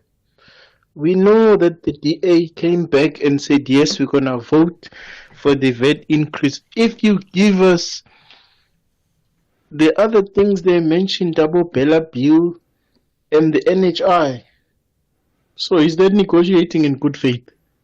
She can't come here and lie to us. Well, I mean, if she's lying, she's lying. I asked her the question. If she's denied, which she has, there wasn't much time to continue further because she had a deadline of 5:15, if I'm not mistaken. But the point is, if she's denied it and it's proven, as many people believe, and it's been sort of on public record, then that doesn't reflect well on her, isn't it? At some stage, you don't have to nail people. They just nail themselves. Good afternoon, Ashraf and SAFM. Ashraf, regarding the DA, if the DA felt the way they felt, why did they still go and vote? They would have just stood and done nothing if that was a show of solidarity. However, they tested the waters and they failed, and they came back because they failed. I think that is the truth. Thank you. Bye-bye. I think there's going to be lots of testing of waters from all the different political parties now to say, let's see what more we can do. Because I think some of the parties are going to get hungry to say, look, we've succeeded on this. What more can we succeed on with and without the ANC, really?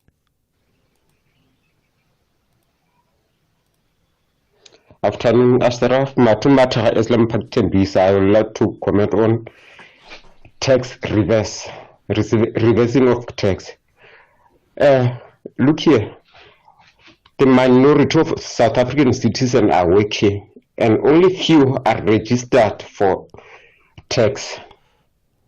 So, ANC government was reckless from the beginning. So they must be accountable of their loan. That's all. Okay, reckless, accountable. Good afternoon, Ashraf. A good show as always, man.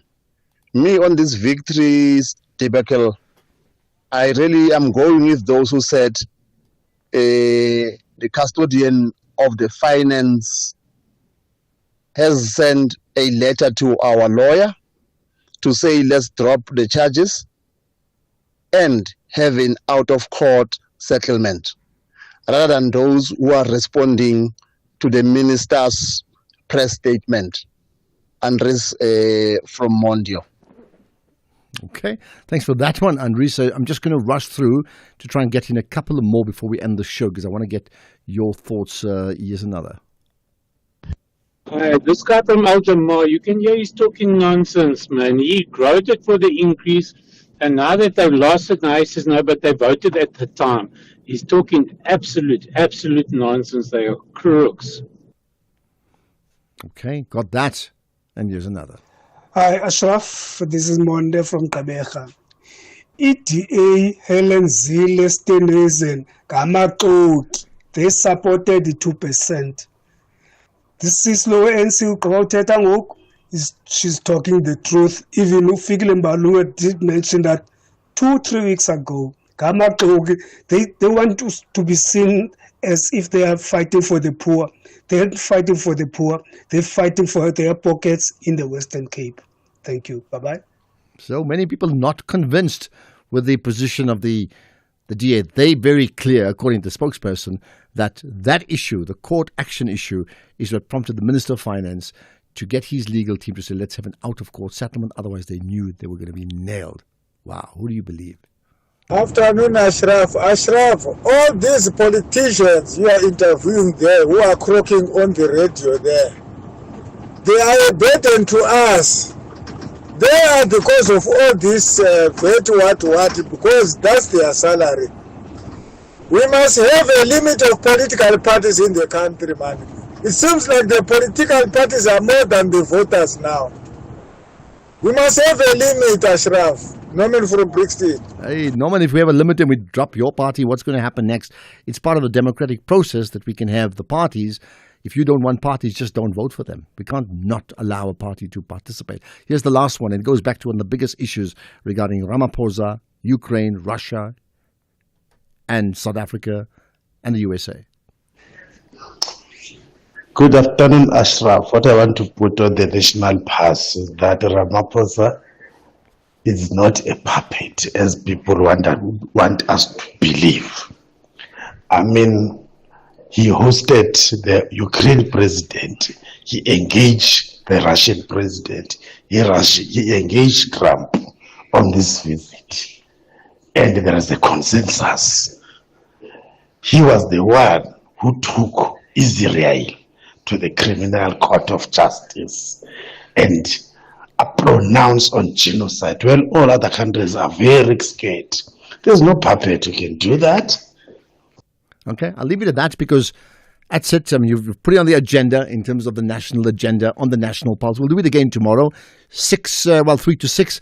But feel free at any time in the day. Use the hashtag The National Pulse. You can take SFM Radio and myself. Basically what I'm saying, you can set the agenda throughout the day, not just when the show starts. That's the show. Thank you for listening. Let's get the news now. Here's Chanduko Lekeke.